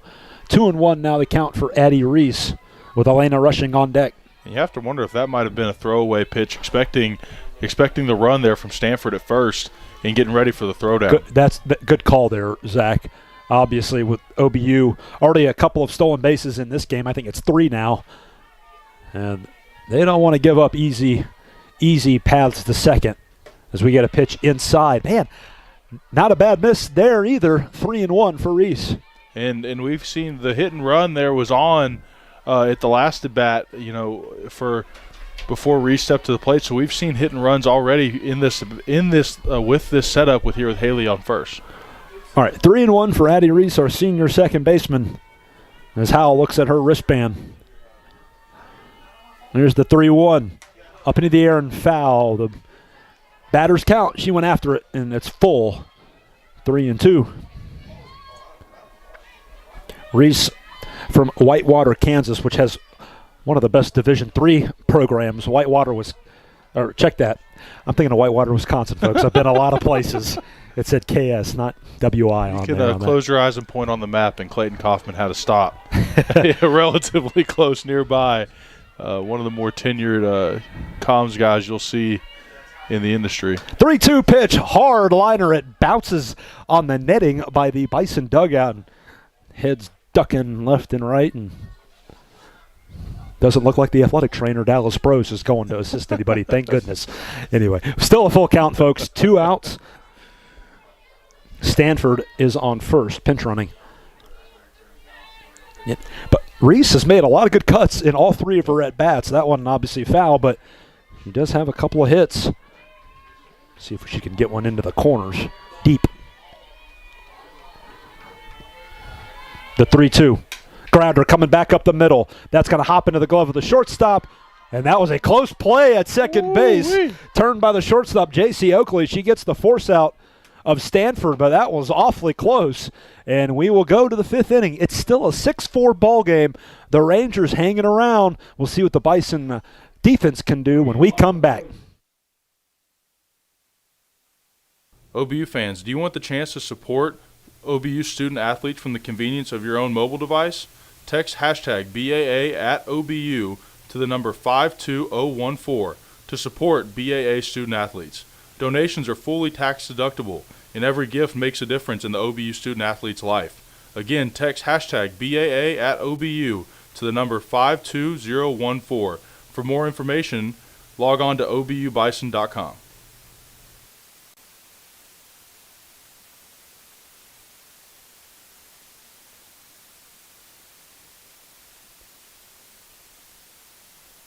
To Aspen Younce. You may have just heard it over the public address announce. We got a new pitcher. Aspen Younce is coming in, and Zach, she is having an awesome year. Tell us about her. We've seen Aspen grow exponentially in her time here on Bison Hill, in no large part not only to her own willingness to work hard, but also the development and tutelage under Coach Sam Maples. And Aspen this year, 2.22 ERA, 1-1s in starts. Appeared 7 times, started 5 games. She's closed once so far for the Bison, so she's been extremely versatile in the roles we've seen her play this year. She's gone 28 in the third, giving up 34 hits, 10 runs, 9 of which were 9 errors behind her. Only walked 4 batters. So I mean, Clayton, in terms of growth from a single player on the Bison, year over year, Aspen might be one of the candidates for improved player of the year, for breakout player of the year. Exactly. Here's what Zach's referring to, folks. 2020, 4.48 ERA. 21, 3.78. Last year, 3.39. This year, 2.2. That is serious improvement as we get a strike there from Aspen to Macy Spearman to start the 5th. And folks, did you hear that strikeout to walk tally? 36-4. That's 9-1. Goodness, Aspen. Here's the 0-1 pitch. Just a little bit off, a little bit downstairs, but not a bad miss. 1-1. And another substitution we missed because he's hiding behind the ump over there at catcher. Haley is a full sub for Sam, so obviously you have to wonder about that hand there for the left hand. That is her catching hand for Sam, and obviously we hope that she's okay. Grounder left side and a foul by Macy Spearman. So Stanford goes in the top of the 5th for Sam Campos, and hey, here's some more opportunities. We've seen a lot of players get in different situations, and we're nursing a 2-run lead as we're in the 5th inning against Northwestern, and let's see how the Bison respond. You come into the game with Jones and Campos. They're out now late in the game. They're getting late. We'll see what happens. Here's the 1-2 from Aspen. Oh, not a bad miss, maybe just a little bit high in the zone, but a good toss. Well, and one of the valuable pieces here for the Bison is you'll see such a difference in types of pitchers, right? Kaylee Jones, a fastball dominant pitcher, is going to beat you with speed. Aspen Younce, she's going to yank the string on you. She's going to go off speed and back to fastball. 2-2 pitch downstairs, and we're at a full count. And so I'll expect to see this from Aspen. She's gonna go fastball low outside in the zone. She's gonna work the off speed off of it, the drop ball, the changeup. You're gonna see her change speeds a lot, and that's part of why she's difficult for hitters. There is no real cadence to what she does. There's the 3-2. Swing and a miss. Boy, she got Spearman swinging early on that pitch, and that was nicely done by Aspen. Her 37th strikeout of the year, and we have one away in the top half of the 5th inning.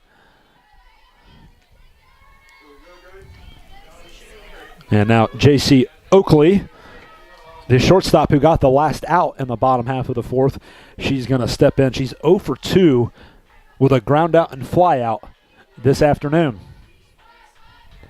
Here's Aspen's pitch, outside corner, ball 1. Younce this season going against right-handed batters, giving up a 3.21 average, but a 2.22 ERA is decent, more than decent. And One of the reasons the Bison are 14-4 this season. 1-1 grounder. There's Addie Reese. Hops into her glove, and an easy throw to Shelby Warden for the second out in the top of the fifth. That was clean. Well, and that's part of being a senior, right? Being a fifth year, being someone who's been there before, done it before.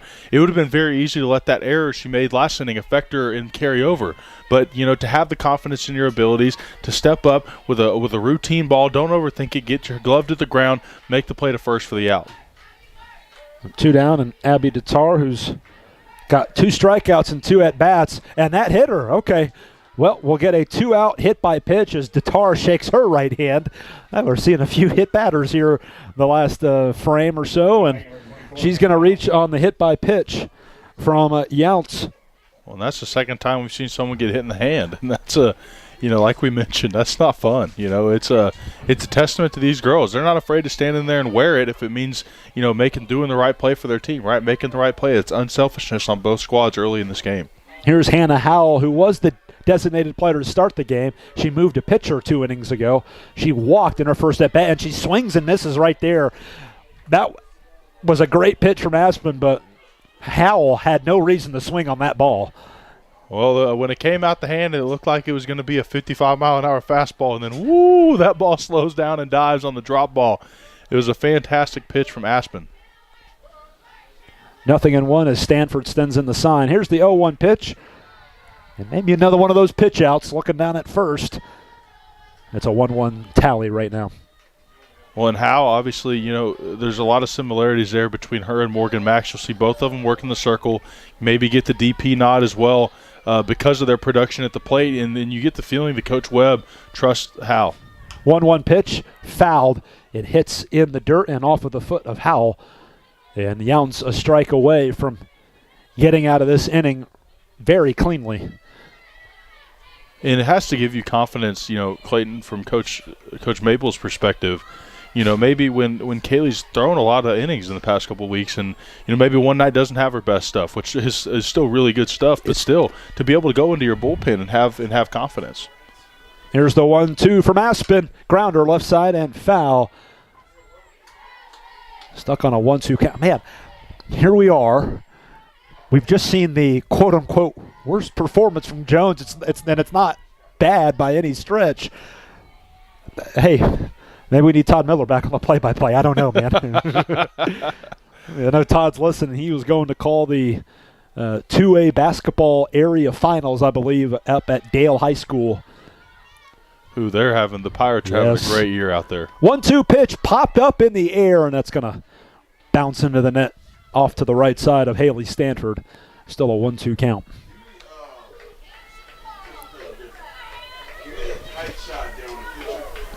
We're at the bottom of the hour. Clayton Kaufman and Zach Frazier with you here on the Bison Sports Network. Victoria Coolidge back at the Noble Complex producing the game for us, and we appreciate her and said that she's got to graduate in 2 months. As we get a pitch down low, throw down to second base. Do they get her? Yes! 2-6. Caught stealing right there is Datar, and a nice job by Warden, or check that, our Stanford on the throw to our shortstop Adler for the third out. We will go to the bottom of the fifth. Still a Bison lead of 6-4.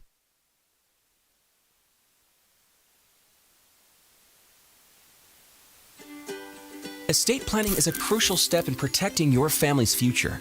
With an estate plan, you can decide how to distribute your assets, make healthcare decisions, and support ministries after you pass away.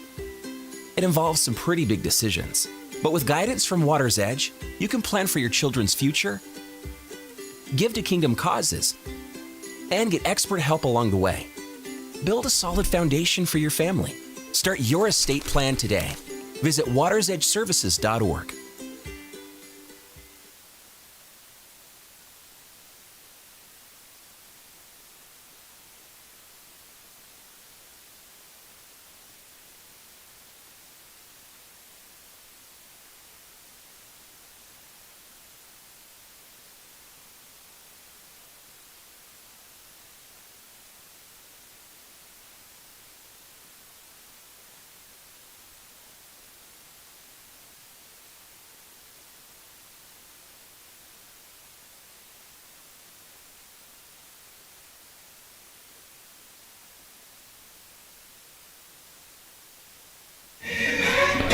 We've got Elena Rushing, Shelby Warden, and Allie Ryan due up for the Bison.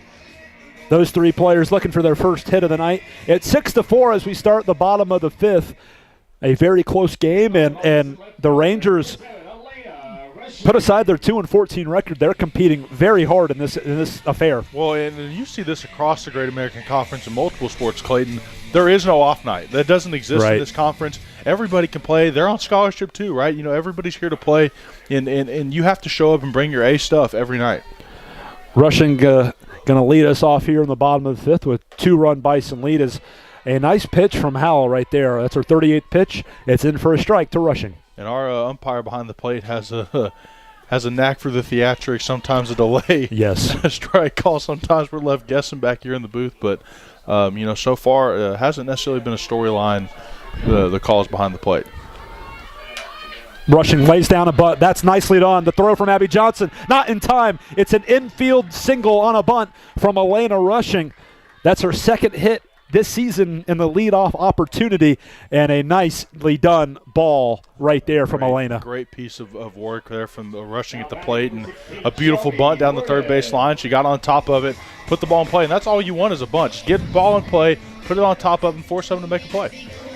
That was a good job defensively, too, from Abby Johnson, but the way Rushing got off that bat and down the first base line, no chance. Correct. And Elena, definitely one of the speedsters on this Bison team as Warden steps in. She shows bunt. Do they call foul? Yes, because it hit her. Man, I mean, in that situation, they're trying to put pressure on this defense late in the game and see what happens. And we've seen it already once today, right? We talked about it in I believe it was the top of the third is actually what started that 4-out rally there, or the 4-run rally. That'd be interesting, right? But this Bison team is not afraid to force this Lady Ranger squad to make plays. They're going to put the ball in play. Bunt right back up the middle. Johnson picks it up at third, and the throw to first in time. So in the scorebook, that's a 1-4 sack bunt, and a nice job right there by Shelby Warden to put Elena Rushing in scoring position. And Allie Ryan now up to bat. Well, and Clay, not to beat a dead horse, but this idea of team at-bats that Coach Brewer has drilled into this squad of sometimes we're going to ask you to do something that's not going to help your average, right? It's not for you. That's for us. So we're going to advance a runner, put a runner in scoring position, and have a better chance to put runs on the board. Allie Ryan into the box. She walked and she's grounded out in this game in 2 plate appearances. That pitch downstairs, 1 ball, no strikes for Sydney Adler. She's our right fielder tonight for the Oklahoma Baptist Bison. She's from Rose Hill, Kansas, a transfer from Butler Community College. Howell looking at her wristband. Here's the 1-0. Up into the air, right field drive. That ball hanging, and that ball caught in right field by McElroy. Rushing advances to third on the throw, and there's 2 away. So Ryan does help advance the base runner in Rushing to third. And I like that off the bat, Clayton. I liked it. I thought I did too. I thought it was gone. That's called warning track power, right? Even if you're to be able to take that ball that deep, even taking it opposite is really a testament to some of the power across this Bison lineup. Not necessarily in the top 5 spots, but still being able to hit for power late in the lineup. So Zoe Johnson is going to pinch hit for Allie Ryan. Check that, Sydney Adler. So Allie, excuse me, folks, just getting my bearings here. Zoe Johnson to step into the batter's box. 2 outs and a runner on third for Zoe, who's got 1 hit and 7 previous at-bats. That ball right down the middle, 0-1.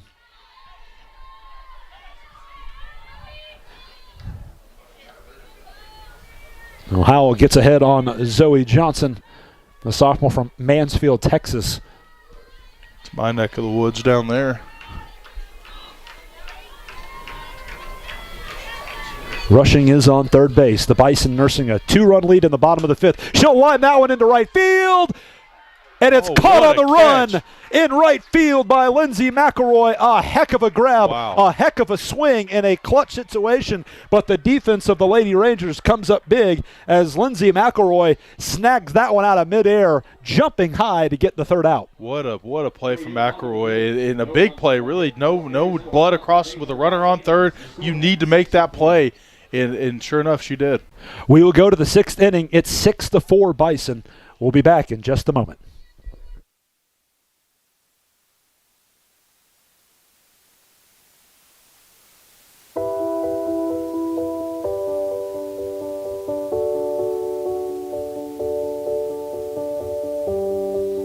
Spending life wisely means taking small steps towards a life of love and impact.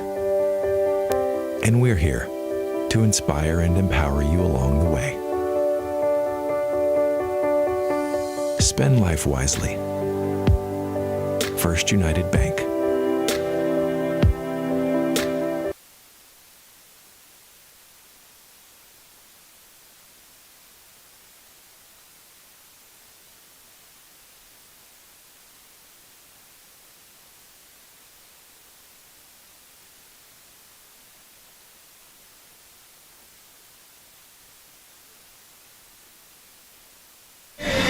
All right, we're going to have a defensive change for the Bison. Zoe Johnson replaces Sydney Adler in right field. And all right, we're getting to crunch time. Aspen Younts back in the circle. That previous inning of work, she did give up a hit by pitch, but that was it to the Lady Rangers.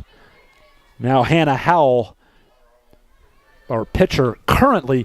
Caro was back warming up, folks, for Northwestern, so we might see another pitching change as Younts delivers right down Main Street. 0-1 for Howell. And credit to Howell. Howell's come in relief, right, and not really done a pretty good job against this Bison lineup. Came in a tough spot, came in runners loaded, gave up 2, obviously not her runs in the stat book, but had got herself out of that bind, could have rattled off a couple more facing her first batters of the day. 0-1, and that ball downstairs from Aspen. We're even at 1 apiece for Hannah Howell.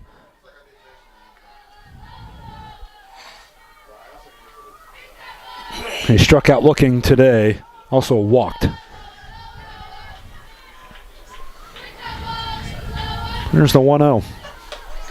That was pretty good, and they get the strike. A little bit of the delay that we didn't really like up here in the press box, but the umpire did get it right. 1-2 the count for Howell, and that was Aspen's got that pitch down pat. Yeah, that's what Coach Maples calls pulling the string, right? You're expecting fastball, and then boom, pulls the string, and that ball just slows down and knuckles in. The 1-2 on the way, and it hits the dirt a few feet in front of home plate. No damage though. 2-2 the count for Hannah Howell, and it's getting late. Almost 6:45 here in Shawnee, Oklahoma. Hope everyone's week has gone well. We had a big victory today for the Oklahoma Baptist women's basketball team, their first ever GAC tournament win.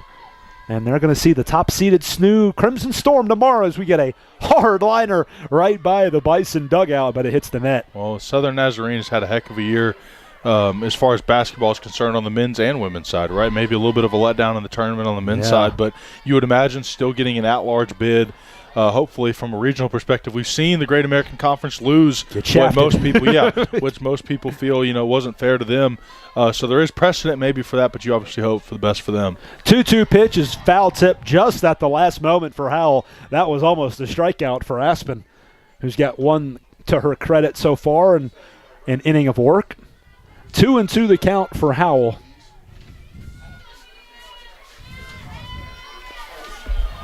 She's from Anna, Texas, a senior. Stanford sends in the sign. 2-2 pitch outside corner. And we'll have a full count for Howell. Again, the two teams are going to meet tomorrow at noon for a doubleheader. We'll have that video streamed, and there's live stats that everyone can follow on obubison.com.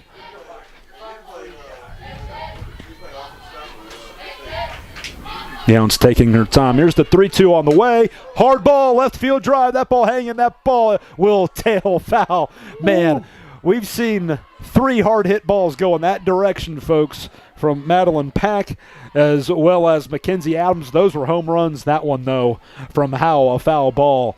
that tailed off the left side of the foul post and out of the ballpark. Well, Clayton, I wouldn't be surprised to see that ball was tanked out to left field, and I wouldn't be surprised maybe see a burn pitch here and, put a runner on, but, you kind of live to fight another day. Pact, who seems to have it going at the plate today, maybe not someone you want to give a good pitch to here. The 3-2 on the way. Liner back into the glove of Shelby Warden for the first out. That was easy. Man, we've got one away here in the top of the 6th. And Shelby, a couple times this year, we've seen her, showcase her reactionary skills over there at first. These righty hitters hitting Oppo hard down the third base line. If that gets by her, that may be, extra bases. So credit to Shelby and this defense who's backed up their pitcher so far pretty well today. So how with the L3 in the scorebook, that'll bring on Madeline Pack, who had that 2-run bomb back in the 4th. She'll be due up in just a second as head coach Sam Maples talks with her pitcher Aspen Younts. Well, and Clayton, we've talked about it a couple times today, but I don't think it can be overstated. Some of the overhaul that's gone on here with this ball club is since Coach Maples has taken over the reins 5 years ago, and it's been one of those things where we've seen the development year over year, and we've seen the growth, not only from the recruiting standpoint, like bringing people in, but also from the development standpoint. Yeah, Aspen, no bigger testament to that statement, given her pitching success this season. So we've got one out here in the top of the 6th. The Bison up 6-4, and Madeline Pack up to bat. This is that 5-6 spot. This is where the damage has been done. 3 of the team's 4 hits for Northwestern coming to Madeline Pack, and the next batter, Mackenzie Adams. We'll see what happens. Yeah, I wish we had some more lighting. As we got a pop-up, it's hanging high. That ball will clear play as we got a couple of fans wearing an old-fashioned Snuggie here in the ballpark. Pretty big blanket right there. That's got to be a Snuggie, right? Did you ever order one of those about 15 years ago? I thought about it. It would just be a normal shirt for me, so I decided not to. Folks, Zach, a former member of the Bison football team, around 6'6". What'd you play, about 335? Yeah, just about. Okay. So we got an 0-1 count here for Madeline Pack. Inside, and just missed. That looked pretty good from back here. Maybe just a little bit too far inside. 1 ball and 1 strike. And that's been stuff both pitchers, both teams, all 4 pitchers we've seen today have had to face maybe a little bit of inconsistency in the outside of the strike zone.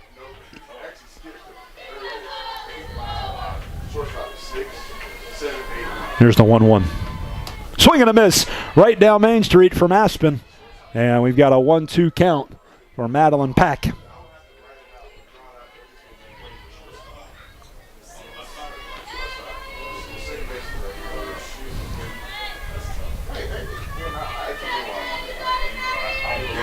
One and 2. Called strike 3. See ya. 2 down here on the top of the 6th. Maybe a little low, but I mean you got to defend there at the plate. Yep, absolutely. And Younts gets another strikeout, her second. Younts, who's come in relief for Kaylee Jones, it would have been easy to, maybe be a little nervous, right? Maybe be a little rattled. Your ace, your number 1 arm maybe struggled a little bit more than you maybe expected at the beginning of the year, or beginning of the game, excuse me. And Aspen has come in and defended the circle extremely well, as there's an off-speed pitch called for a beautiful strike 1 there for Younts.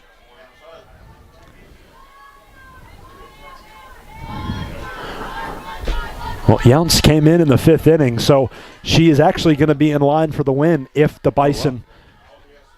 Jones has to go a minimum of 5 in a 7th inning. As we get a swing and a miss there, nasty pitch from Aspen. And we've got an 0-1 count for Mackenzie Adams, who's got 2 hits and 2 RBIs today. Well, and this is where you have kind of a dichotomy, right? If you're a pitcher and if Mackenzie's facing this to the plate, does she go off speed again, right off the back of another off speed pitcher? Do you try to blow a fastball by her? You're keeping these batters guessing when you're able to throw both efficiently at the plate. 0-2 the count for Adams. Here's Younts' next pitch. Did they get her? Nope, just a little bit off. 1 ball and 2 strikes for Mackenzie Adams. Well, that's a great burn pitch there, Clayton. We talked about it. Maybe not exactly hitting the zone, but you have to force her to look at it and force Mackenzie to think about swinging at that pitch.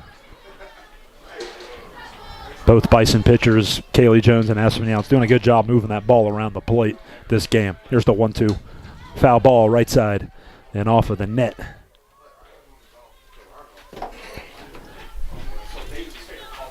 One and two, and man, we got a pretty sunset out here, folks. Blue up high and orange mist above the tree line. Hope you can make it to a Bison softball series. Still got about 7 weeks of action. OBUBison.com. Look on the top left-hand side. Find your sport for softball. As we got a foul tip just at the last minute from Adams. It's still 1 and 2. And again, OBUBison.com, and go to the softball page, and you'll be able to find all the necessary links, the schedule, the roster, up-to-date statistics, and more. 1 and 2 here. In the top of the 6th, Younce trying to retire the side. Here's her pitch. Inside, they called strike 3. Man, that inside pitch, they did call a ball not too long ago, but we'll take it. 3 Ks for Aspen Younce. We will go to the bottom half of the 6th inning with the Bison leading 6-4. We'll be back.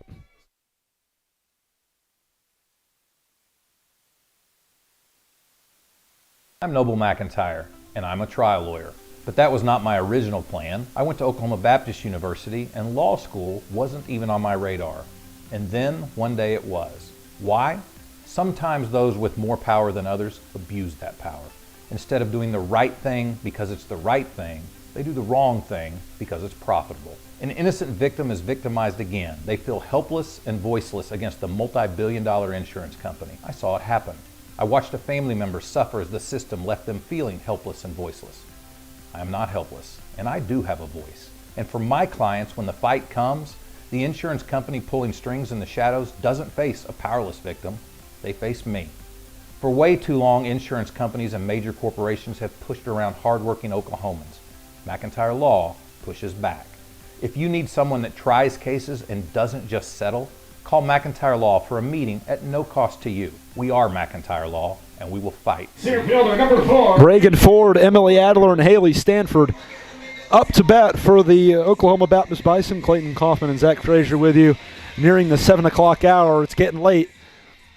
6-4 here in the bottom of the 6th in favor of the green and gold, taking on Northwestern Oklahoma State. Second GAC series of the season for both teams as Stanford bunts it right back up the middle. Howell throws to the second baseman, and she is on the first base bag. Howell gets it to Datar on a 1-4 bunt out of Stanford. Number 1, shortstop Emily Adler.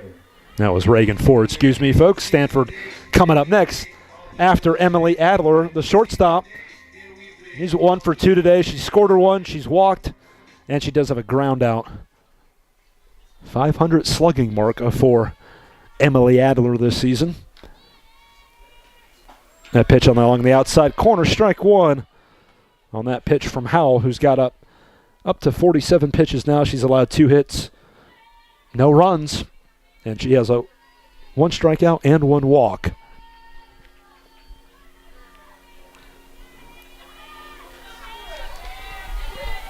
There's the 0-1. That hops in the dirt just in front of the toes of Emily Adler. The transfer from Butler Community College, and boy, she's been awfully good, folks. Came into the game batting a team-high .439, which was a top 5 mark in the Great American Conference.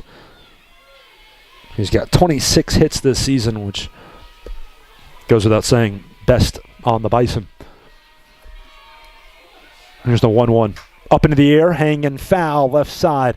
It'll drop for another foul ball strike. 1-2. And give Hannah Howell credit. Just done a really good job after replacing Ireland Caro. Caro started the game. And Howell came in 2 innings ago.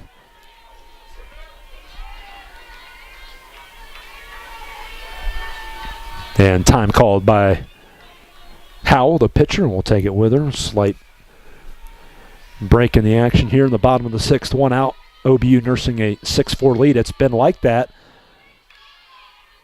over these last almost 3 frames. We get a pitch inside, 2 balls and 2 strikes. We had a 2-run home run from Madeline Pack in the top of the 4th. And since then, there's been no runs for either team.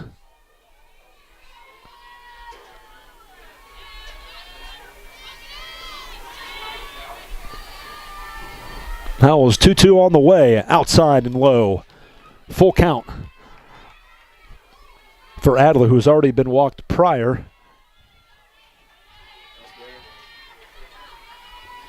Getting a little chilly out there in the ballpark. We started the game at 60 degrees, down to 54 right now and clear. We'll have a high of 66 tomorrow and sunshine. Here's the 3-2 pitch. Grounder coming up the right side. Hops off of the glove of Adams, but she's able to pick it up and tag first base. 3U in the scorebook of Emily Adler. And that's going to bring on Haley Stanford, who replaced Sam Campos. If you remember 2 innings ago, Campos got her left hand hit on a pitch. Well, that's the ball. That hand is where she puts her glove from her catching spot, and now Stanford will step in. 5'6" freshman. 2 away here in the bottom of the 6th. Howell's pitch. Man, that hit the dirt, about 8 feet in front of Haley. 1 ball and no strikes.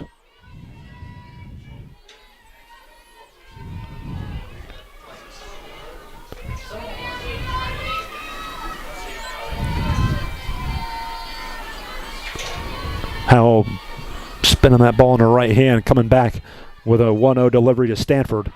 And it's a partial swing kind of halfway across her body, and Haley gets a strike there, 1-1. Well, that's a great pitch, right?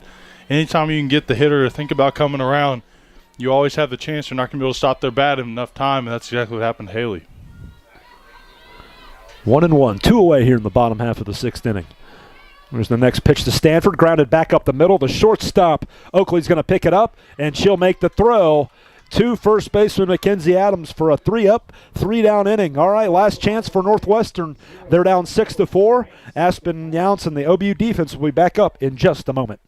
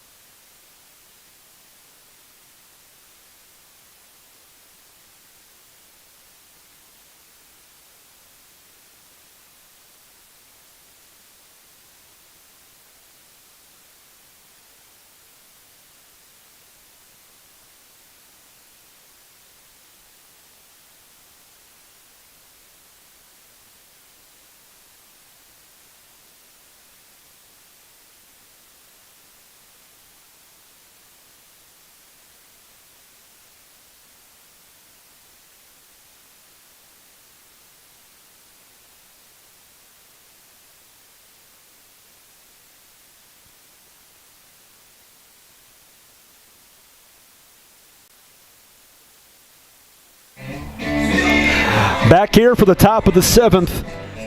The Bison leading 6-4. Clayton Kaufman and Zach Frazier with you. You have McElroy, Clark, and Johnson due up. All of them are 0 for 2. They're going to need to put it together now, down by 2 runs here to start the top half of the 7th inning. Aspen Younce is back in the circle. That ball popped up into the air. Younce is cowing for it, and she's got it. 1 pitch, 1 out here in the top of the 7th. Here we go, right? This is all it's about, just having confidence in your stuff. Aspen, not only a confident pitcher, but also confident step into the field when she needs to and make a play. Avery Clark now into the box. As we mentioned, she was 0 for 2 with a fly out and a strikeout looking in 2 previous at-bats this game.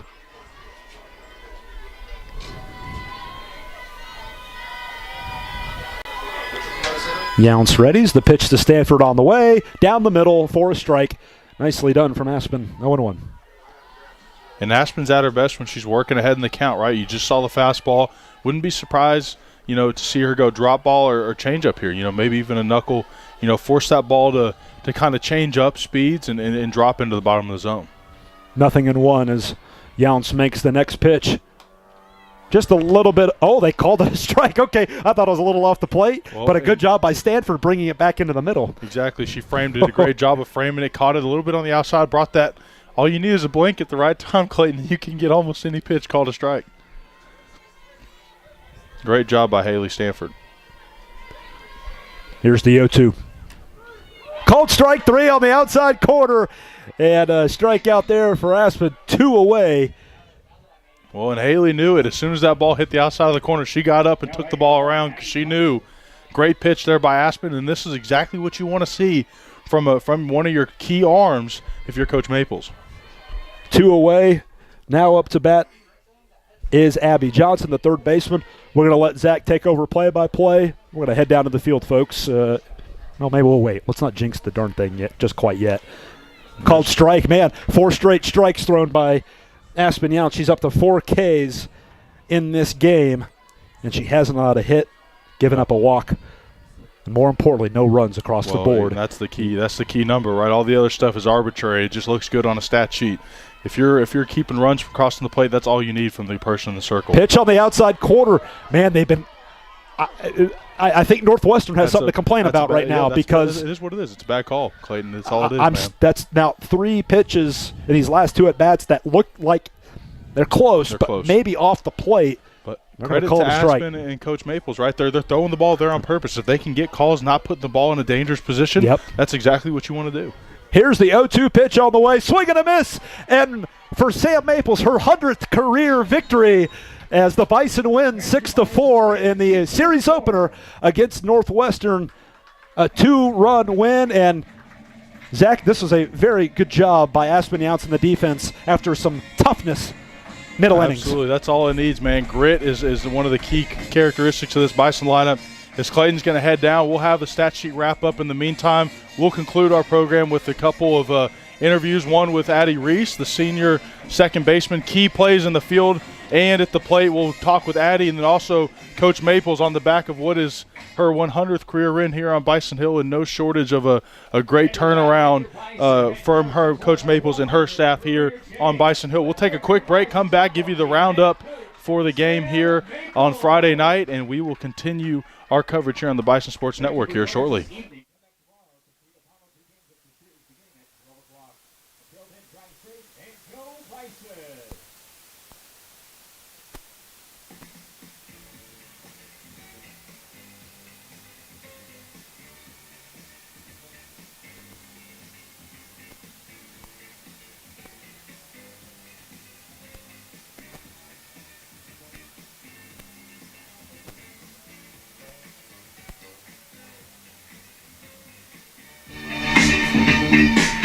Bison victorious here at OBU Softball Park on a Friday night opening game against Northwestern Oklahoma State University, who gave no shortage of a great fight up against a great OBU team. And the final count here from a box score, 6-4. Oklahoma Baptist University out-hit the Lady Rangers 8-4. 1 error apiece, 7 left on base for the Bison throughout the course of this game, 2 for their counterpart Northwestern.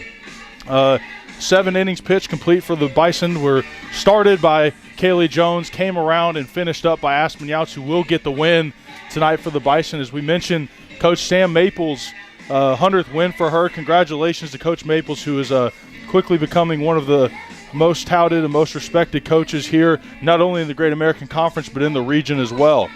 Your leaders today for the Bison, Morgan Max, 2 runs across the plate. That is also tied by Addie Reese. Addie had 2 hits. Kennedy Clark as well. Reagan and Emily Adler both had hits. Kennedy Clark batted in 4 runs today. Madeline Pack and Mackenzie Adams for Northwestern also did the same with 2 solo or two-run shots each apiece. And we're going to go down to Coach Maples with Clayton here on the field. Clayton, take it away. Let's get in a little bit closer here. We'll take a look at the camera. Let's come this way for me, Sam. All right, folks, a little funny moment post-game. 100th career victory for you, Coach Maples. How does that feel tonight? Oh, it feels great. To be honest, I didn't know that it was going to be my 100th, but no, it feels good. It feels like any other win, I think, and I'm really, really impressed. I feel like it was a team win, overall. Just like I think Kaylee Jones kind of got hit a little bit to start. I think Aspen being able to come in and shut their offense down for the last part of that game, it's a battle. Anytime you have 3 game set, it's going to be a battle. We're trying to move some of the sports information staff out of the camera view that's on the live stream right now, guys. Thank you. Anyway, it's a funny moment there. All right, Coach, let's give Aspen Yount some credit. She comes in, no hits allowed. More importantly, no runs allowed. 4 strikeouts. She's up to 40 strikeouts and 9 walks. How impressive has her performance over the years to this season now been for you as the head coach of this ball club? Yeah, she's been with me for 4 years now, and I always know what I'm going to get with Aspen, and I know she's going to get in there and give me everything she's got. She was super competitive tonight. I was really, really proud of her. Like I said, that was a team effort, team win all the way around, and I told them there at the end of the game, just being able to come together and pick each other up, not being in panic or shock when, hey, our big hitters or our pitching staff or whatever, when we falter in some areas, like pick each other up. Don't feed off of that feeling, Absolutely. Let's give a shout out to Addie Reese and Morgan Max. Man, that was a big 2-run single from Addie, which turned out to be the game-winning hit all the way back in the 3rd, and Addie really got a hold of the ball today, a double and then that 2-run single. Yes, Addie's been swinging it well for us. We changed up our lineup a little bit, and so we got into some key spots, and she came through. We're going to take a timeout, folks. We're going to track down Addie Reese. So, Vicki, back in the studio, we'll take a timeout. We're going to get Addie Reese on the postgame. Coach, congrats, and we'll see you tomorrow. Thank you. Clayton Kaufman there with our head coach, Sam Maples. And as Clayton said, a big game from a couple of different players today for the Bison. Saw a couple of different of lineups maybe than different for Bison fans watching. We saw Samantha Campos leave due to injury early in the game. Hopefully she's okay. We saw Haley Stanford come in and make a couple of huge plays, including a big-time throwdown to get a runner at second there in the 6th inning. And we saw Addie Reese go 2 for 3 today with a big 2-run RBI single. And we're going to take it to Clayton Kaufman. He's got the senior second baseman on an interview right now. All right, thanks, Zach. Back with Addie Reese. Addie, that 2-run single proved to be the game-winning hit today, all the way back in the 3rd. What'd you see on that pitch? We got a hold of their pitching today, 8 hits, pretty good team total. What'd you see on that pitch? I was just looking for something deep. I was sitting outside mainly, just giving us a lot of those pitches, and so I was just making sure I was seeing it over the wide of the plate, and I just let it get deep. Addie, this team in tense situations has come out on top more often than not this season. What's the mindset we've got to go in when it's a tight game? We're through middle innings. What's our mindset going in, to those 5th, 6th, 7th innings when things are close? Just realizing that it's in our control, understanding that we don't need to put more pressure on ourselves than there might already be, and that we're a good team, and that if we come out and perform, then we'll be okay. We found out tonight that Kaylee Jones is human after all. Now, she didn't do poorly. She had a decent job, but what does it say about this pitching staff? Aspen comes in and absolutely dominates. What does it say? I know we have a very good pitching staff. What does it say to finally see that in our eyes? You're seeing it throughout the last 18, 16 games or whatever. What's that mean for us to have such a very good staff? That it's awesome for us, honestly, for be able to go up there to plate for hitters, that we don't have to stress because we know that we'll get our job done, and then when we go back out into the field that they'll get their job done, all of our pitchers, and it's nice to have them, and we're glad that our pitchers are good even when sometimes Kaylee can be human, or that sometimes it happens, and sometimes you just have a bad day, just like a hitter does or a fielder, and that other girls can step up and do their job too. My final thought for you, give Northwestern credit. They came in 2-14. They didn't look like that today. They played very hard. What are going to be the keys for us tomorrow to come up with 2 more wins? Just that they are good hitters. They came out today and they gave us their best, and tomorrow we just got to go up on top and get our hits and rally them up. Addie, I want to thank you for your time and congrats on the win tonight. Thank you. Zach, back up to you, man. All right, thank you, Clayton. And obviously there with the senior Addie Reese, second baseman. Big win for the Bison on a Friday night after a tough series against top-ranked Harding University. As we with Bison are winners tonight, 6-4 here on the nightcap for Friday night, as the opener of the 3-game series between Northwestern and Oklahoma Baptist goes to the Bison of Bison Hill. Here on Friday night again, Clayton said earlier, we'll be here at 12 o'clock tomorrow. Live video feed, live stats, if you're in Shawnee, feel free to head over to Fire Lake Arena to watch the women basketball team. Either way, there's plenty of opportunities to support Bison tomorrow. And we appreciate your time from our booth here with our people on the Bison Sports Network. It's been Zach Frazier, Clayton Kaufman, KJ Reed, Vicky Coolidge, and all of our staff here on for the Bison Sports Network. We appreciate your time, and go Bison.